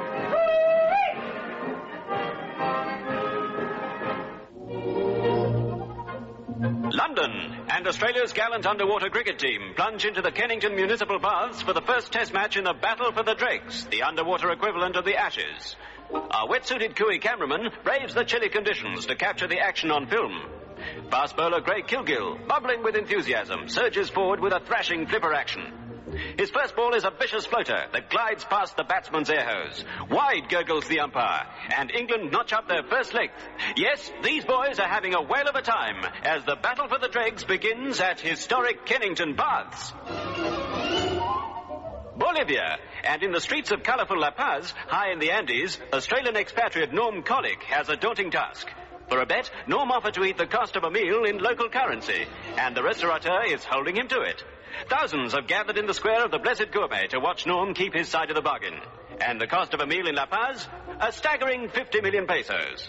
Several lorries deposit the banknotes in a huge pile, and Norm sets to work with salt and pepper and a suitcase full of indigestion powder. But 9 hours later, a bloated Norm concedes defeat. I'm stuffed, he groans. This is too rich for me. Yes, Norm, you certainly bit off more than you could chew in superinflationary La Paz. Brisbane, and Premier Sir Joe Bjelke-Petersen arrives to commission a brand new electricity generating plant. The new plant, the most modern of its kind in the Southern Hemisphere, will run on frozen mud imported from Scandinavia. The brainchild of Sir Joe himself, the new plant will not come on stream for some time, owing to minor technical problems. But Sir Joe exudes confidence as he breaks a trade unionist over the main mud pipe. This is all I ever hoped, and they don't know. Here in Queensland, golly, I can see by the look on your face, beams Sir Joe. My word, it's all over bar the shouting. Queensland's favourite son strikes a blow for progress in bonny Brisbane. the South Pole, and the familiar figure of Sir John Quiche, here on a visit sponsored by the Australian government. As Sir John surveys the icy waste from his ermine-trimmed snowmobile, our Cooey reporter attempts to ask him the reasons for the trip. But now there is near tragedy as Sir John accidentally runs over our reporter in the snowmobile and, in an attempt to get the vehicle under control, knocks over our camera as well.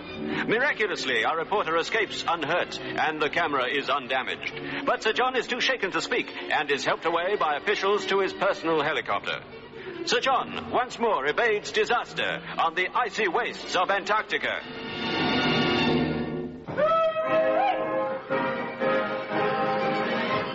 The Cooey newsreel, across the globe, out of the outback, and into your theatre.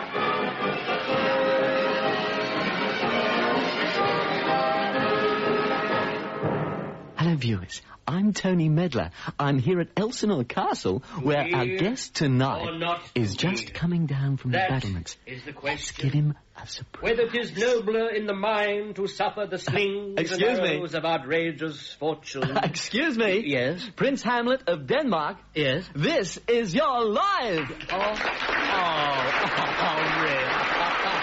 What? No, it can't be happening. Oh, look at me. My doublet's all unbraced. Hamlet, you were born to wealthy and powerful parents at Elsinore in Denmark. Oh, yes. Teachers described you as both a moody and indecisive child. Oh, really? But you also had a well-developed sense of fun. True. I'm going to bring on one of your old playmates from that time.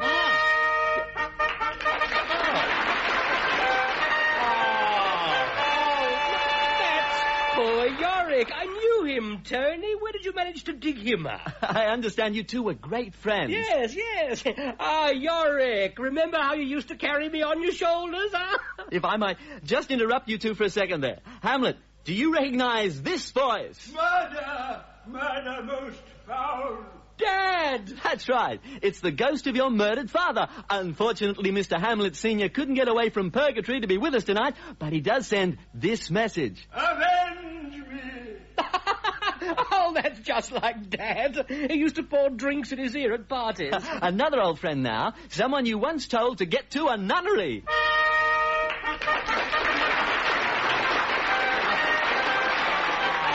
Not Ophelia. Hello, Hamlet.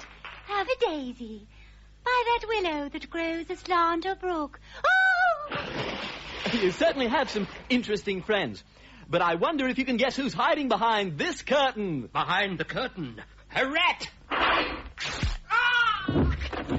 Polonius! How are you? That's right, Polonius.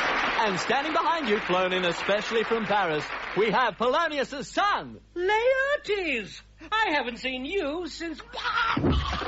Good night, sweet prince. This was your life. And good night, viewers. Please join us again next week when we take our cameras up through Burnham Wood to Dunsinane and tell a certain Scottish nobleman and his lovely wife, this is your life.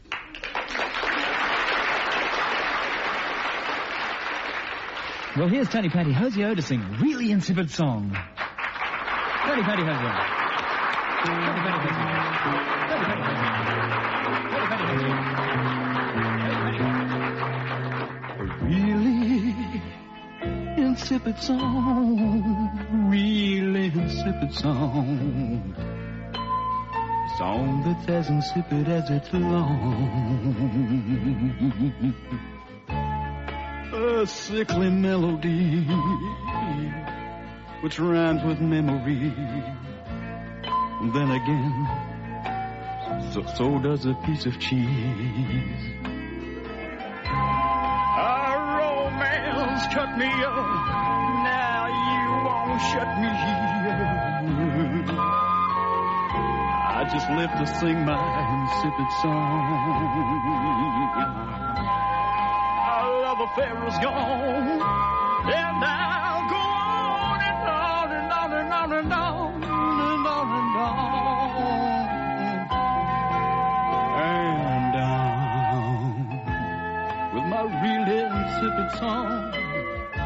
This really insipid song goes on and on and on and on. On and on and on. It just keeps going on and on and on and on.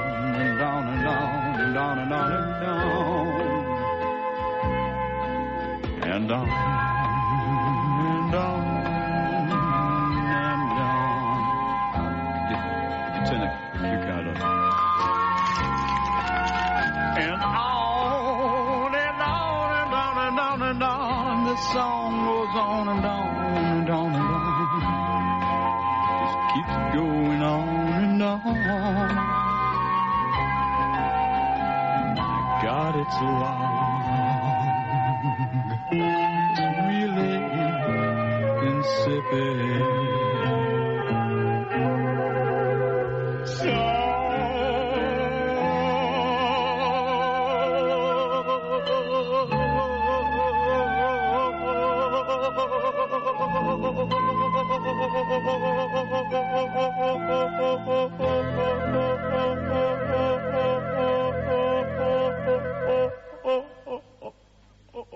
And now it's time for our weekly Pets Corner with our regular veterinary consultant, Bruce Loses. Welcome, Bruce.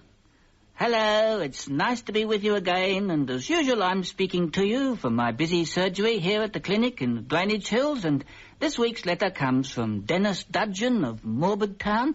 Yes, the development out there is dying down a bit, I understand, Dennis, and you're right.